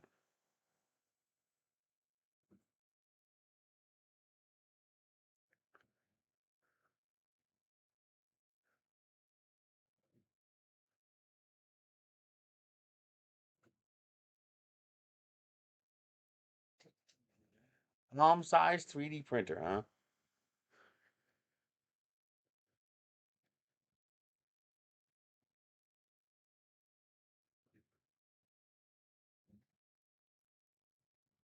Oh, this is using the little floppy drive stepper motors, little worm gear motors. Somebody took apart a floppy drive to make a printer. I think that's where they got these. Wow, that really is tiny.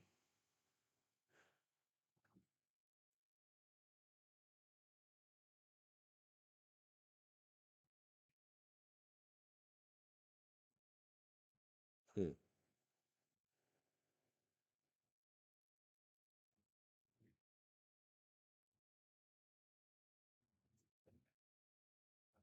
I found out something I discovered was let me show you a little sneaky insider information for the Dragon. I discovered it when I was taking it apart. Except for the head, every single piece of this Dragon is identical. There was no difference. Except these two pieces here, they add the feet. It's the same piece, they just add the feet.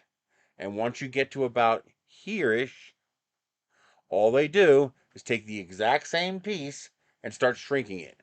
So this one might be like, 90% of that one, 90% of that one, 90% of that one, 90% of that one, 90% of that one. That's all they do is they shrink it all the way down.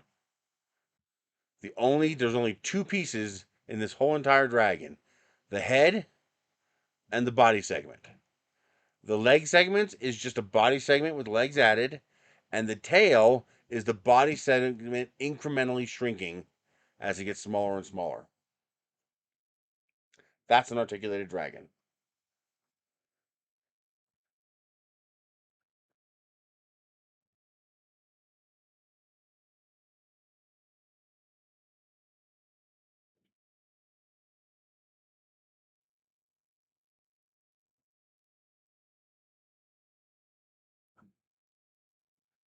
Alrighty, I will see you guys later. You guys be good. You guys have fun. Here's one of the rockets that I want to get going. Oh, I know there's a couple of guys out there who are interested in this, so I'm hoping I can get one of them to print it and fly it. Um, the only trick with the rocket like this is that you have to um, you have to use two parachutes and bring it down attached in two different points. Because if you bring it down on the end, you're gonna break these things off every single time it lands. Your best bet is to bring it down slightly nose down like that, so that it goes boop, boop, and lands like that. But I'm betting you I can find somebody to print this, because I would love, love, love, love, love, love to see somebody fly this. So,